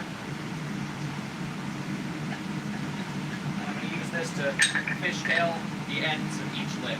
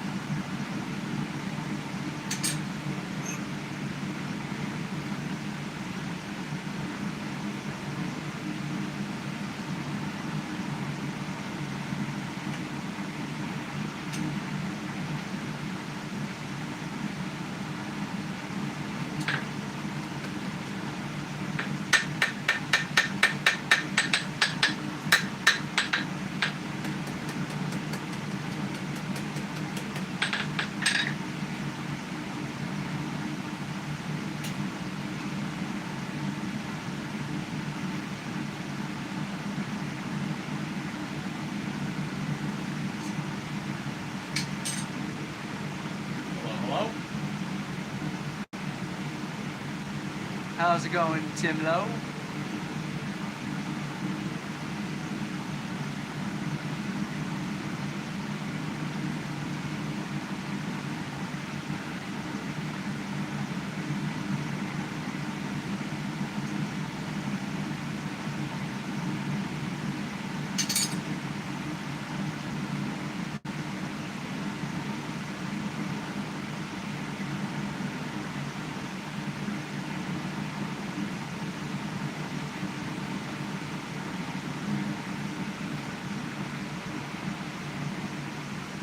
Just woke up.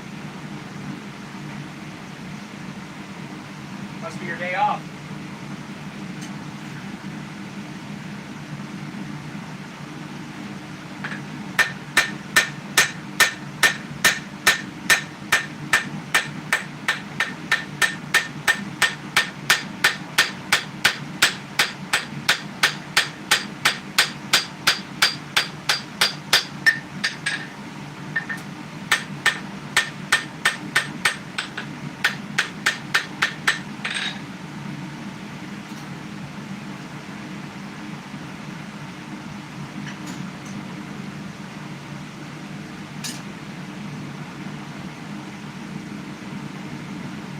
Gotcha. I am making a St. Frederick's cross, and I made a rose earlier that we're going to finish up here in a bit. This is a black rose made out of steel. It's made out of coil spring. And then I'm working on a cross right now. It's a gift from my mother for Christmas.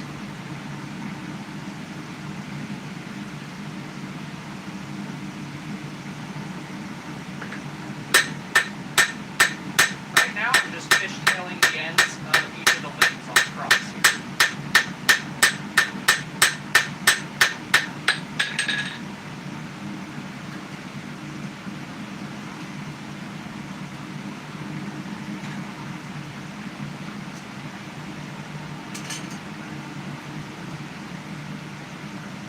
Thank you.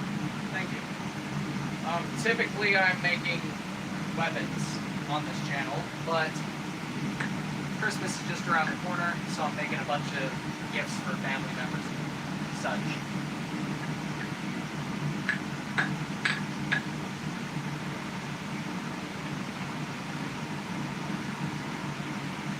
Watched you making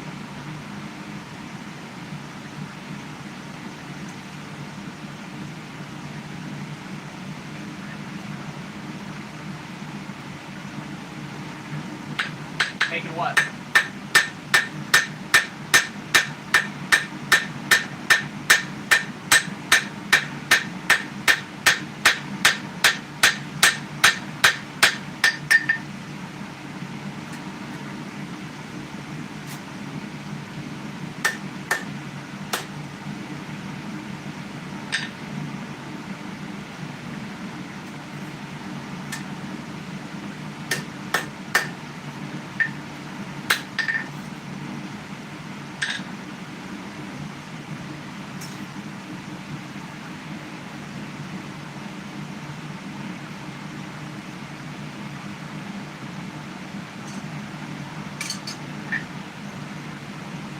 Oh, a flail.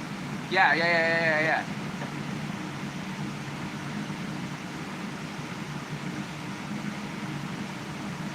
Yeah, I remember you. Well, I'm using different tools today than I was in that video. Used a lot of tools to make that rose.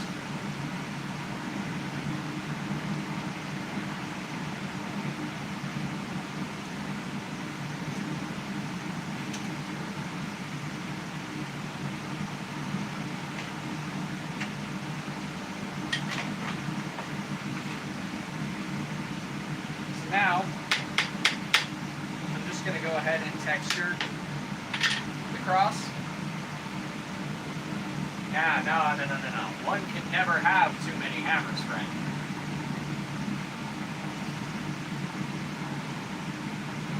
But now I'm going to not planish, we already planished. I'm going to take a ball peen rather, and I'm going to hammer wash the piece. What that means is basically take a ball peen hammer and hit it all over the damn place to give it a pitted texture.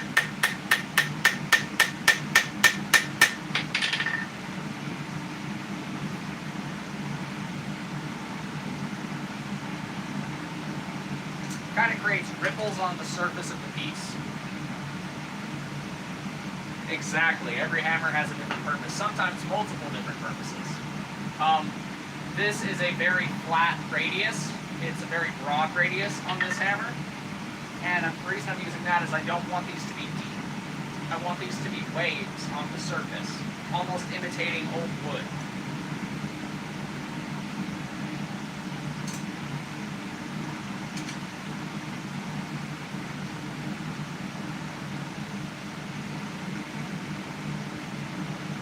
Yeah. AT's awesome, dude. AT's badass.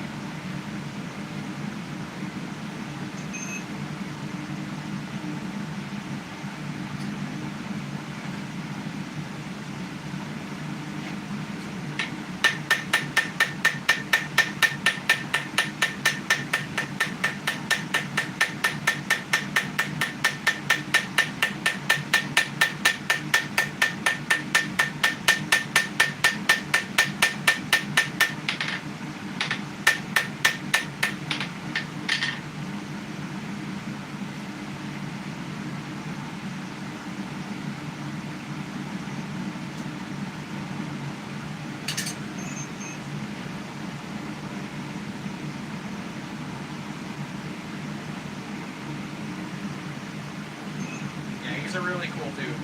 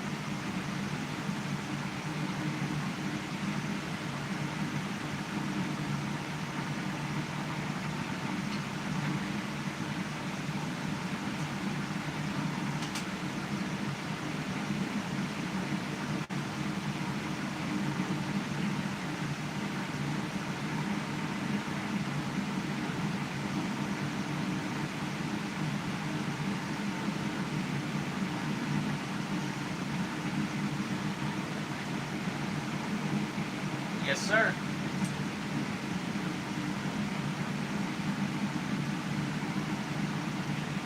Been selling a lot of railroad spike knives leading up to Christmas because they're one of the cheaper things that I sell, and people absolutely love them as Christmas gifts.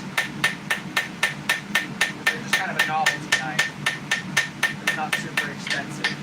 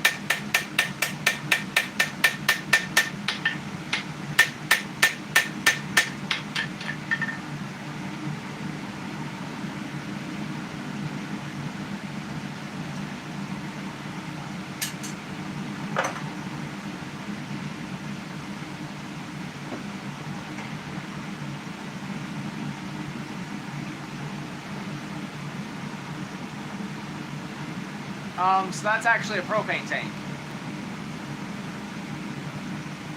Yep, it's a spare bottle.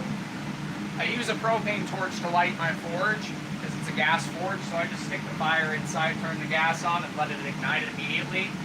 And it only gets used for that and a couple of other very basic operations around the shop.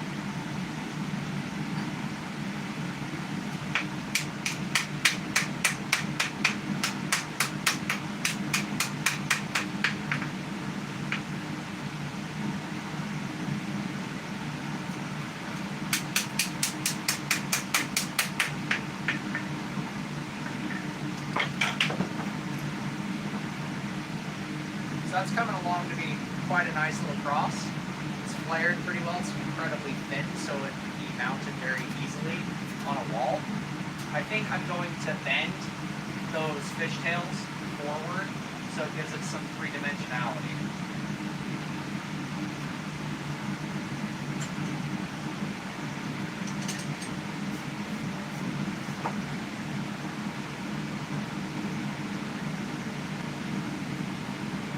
So no, I was using a ball peen hammer. I had already gotten it thinned out how I wanted. I was using the ball peen side of this ball peen to texture the metal. Then I was using a rawhide mallet in that last heat to flatten it back out. So that way, once it was flat, it wasn't all, wonky after I textured it. So when you texture it, it is going to flatten it to some degree, but it's going to curve up off the face of the anvil when you're texturing. So I had to address that before I could move on.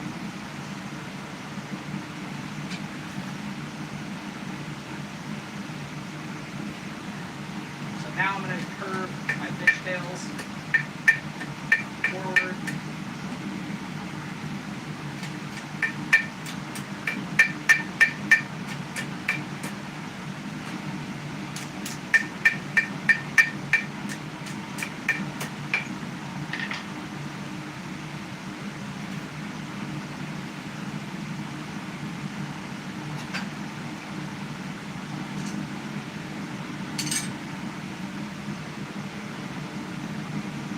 So texture it, then take the texture out, and so how much? So texture it, yes, but no. When we use the rawhide mallet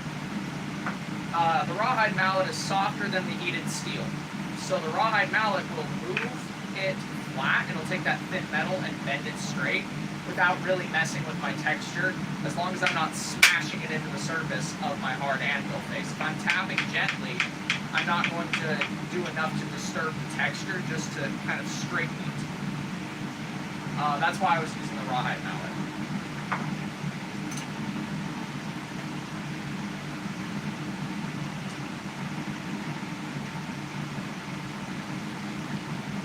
I love the questions.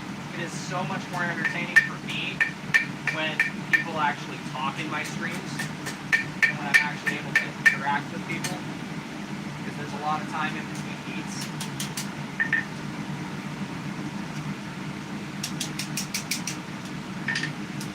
So now we've bent those fishtails up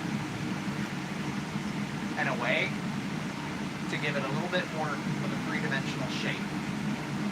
This can be mounted on a wall with a screw in the center, and that would highlight it. There are a couple other things I could do to this, but I think I'm just going to kind of clean up some of the profile a little bit. I don't have to do it at a high heat, just because of how thin this is.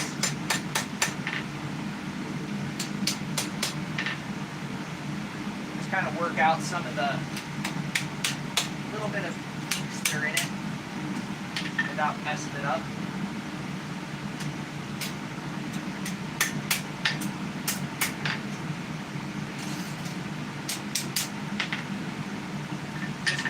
Gentle little taps is all it takes.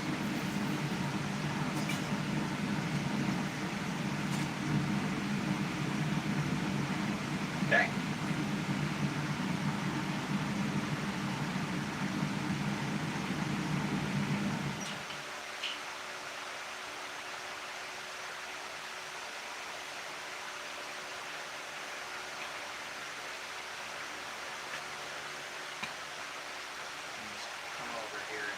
Beeswax coat this real quick, because beeswax is always pretty.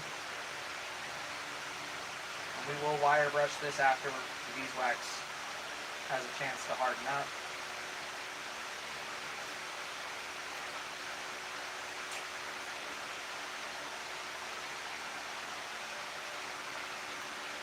And typically you don't have to do the back, because it's not the side that's going to be seen. But I do like to do that little extra bit. Makes it a little more professional.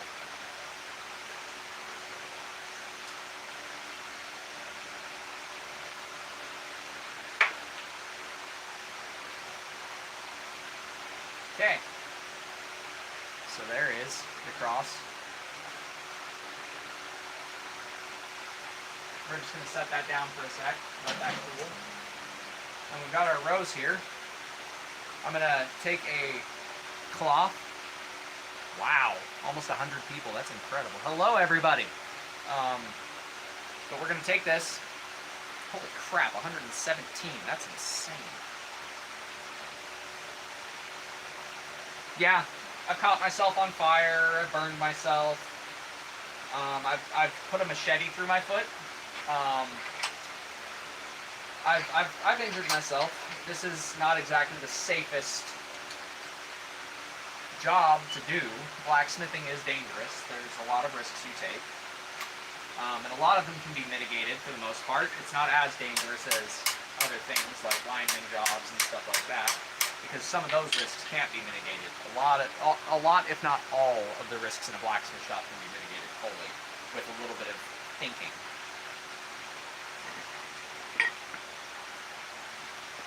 These over here.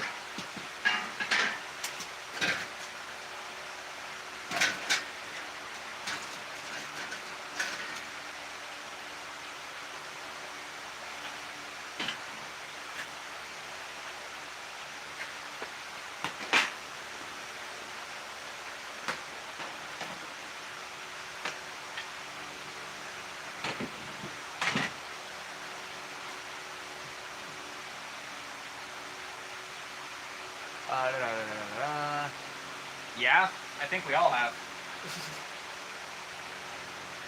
So long as you're aware of what you're doing, and this is not an endorsement of any stupid behavior.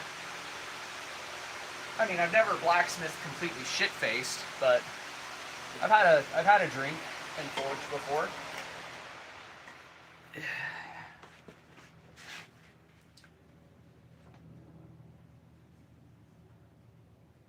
Oh yeah, that's always fun. So you can kind of, I don't know how you're gonna be able to see it, but you can see this knuckle has a bunch of scarring on it. That was from chiseling, hot, and mishit, slip. That hot, greasy feeling you get from metal that's so hot it burns you instantaneously is it's unreal, because you don't really feel it in that instant. You feel like a greasy, sizzling, popping, wet feeling. And then it sets in.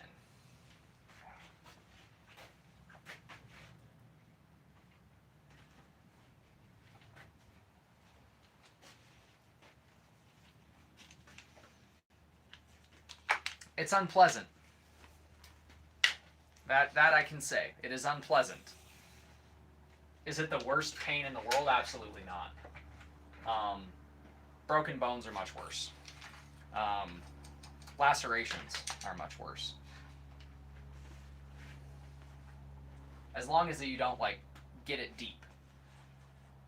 Yeah, you don't feel the pain at first. You feel the contact and a greasy. That's the best way I could describe it, is like a wet, greasy feeling when your skin makes contact. It feels like it slides off of it, like it bubbles because of the moisture in your skin vaporizing instantaneously.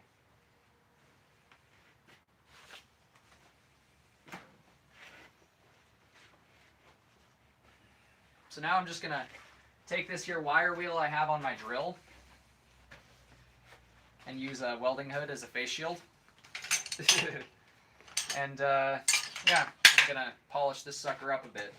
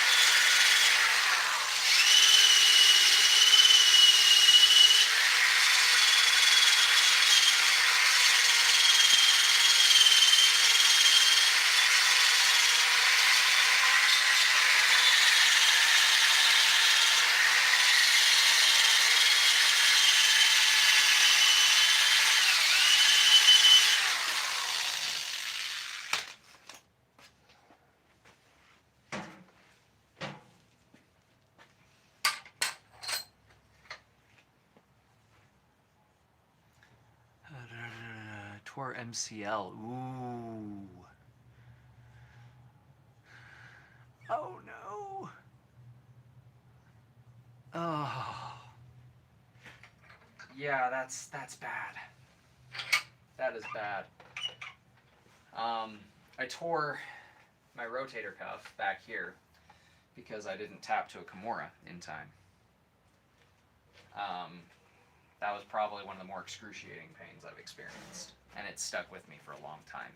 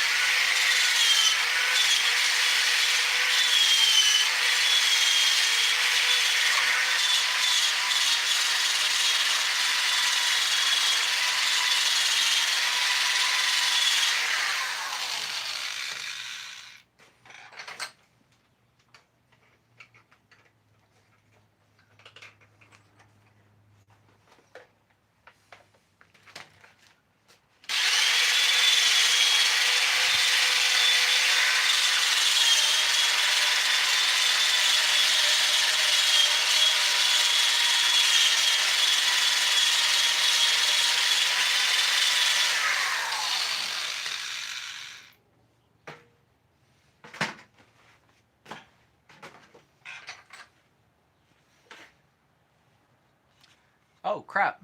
I'm missing all kinds of stuff. Whoa.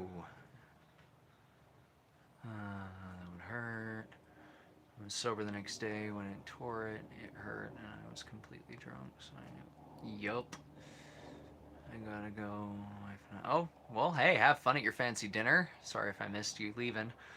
I was worried I tore my MCL a couple months ago. Torn MCL is a bad thing. Have a good night, Tim. Chance is back. I finished your rose. Let me get some better lighting. Get you guys some good lighting so you can actually see it. So that's the rose there. A very lifelike rose. And the stem turned out really cool. It's going to be kind of hard to see, but with that stippling we gave it, it looks like it has little bits of thorn edge and more of a natural stem look to it. This is decent size. It's not huge. It's not small, but it's great for a little decorative piece. You can kind of use it as a centerpiece on a table, or in a centerpiece on a table. But yeah, nice little rose. So let's see if our cross has cooled down enough.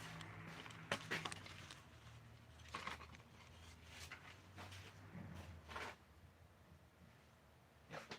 Okay. So this is before wire brushing with just the beeswax. Alright. As you can see, it's shiny, but it's still got some stuff on it we want to change about the coloration. The stuff in this railroad steel tends to leave kind of a reddish hue when it cools rapidly, or when it's heated and forged and all that fun stuff because of the alloy. So we're going to wire brush this too and get it nice and shiny, which is going to knock off that red oxide and give us a much prettier cross. So bear with me. I'm just going to... Sorry about that. That was weird. We lost the stream for a second. YouTube said, disconnected, unable to reconnect, cannot reach server, and then it let me back in. That was very weird. Sorry about that, guys.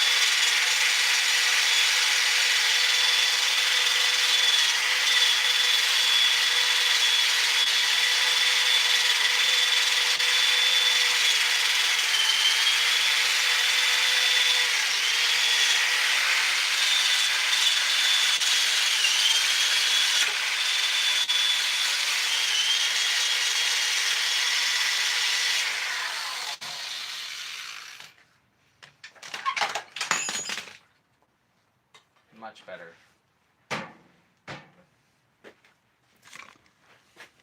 So, now that we've wire brushed it, you can really see the texture that we put in with that ball peen hammer come out in the steel. And it's quite shiny because of the polish from the wax. Easy to mount on the wall, and it gives it a little bit of life having those edges curve out like that. Yeah, it is a super duper simple little cross.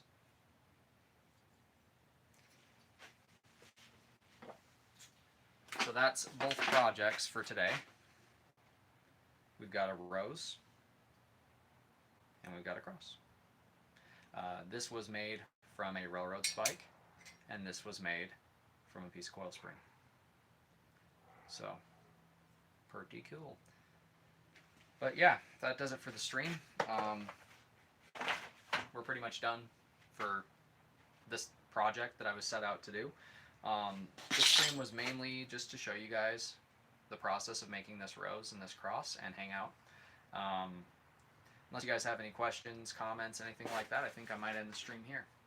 So speak now or forever hold your biscuits. Give you a couple seconds to type if you're typing. That way I don't just cut you off. See, we already got 5 people left.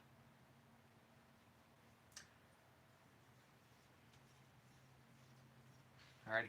Well, I'm going to get ready to take these inside. I'm going to be done with these projects for the day.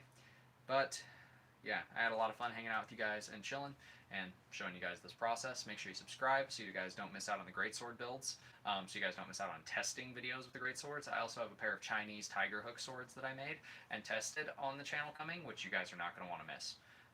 So yeah, if you're not subbed, make sure to sub. Make sure to go find your favorite video on my channel and hype it 3 times if you haven't hyped any other videos this week, so that way we can help to get the channel to grow and reach more people, so more people can see what we've got going on over on the long form side of my content.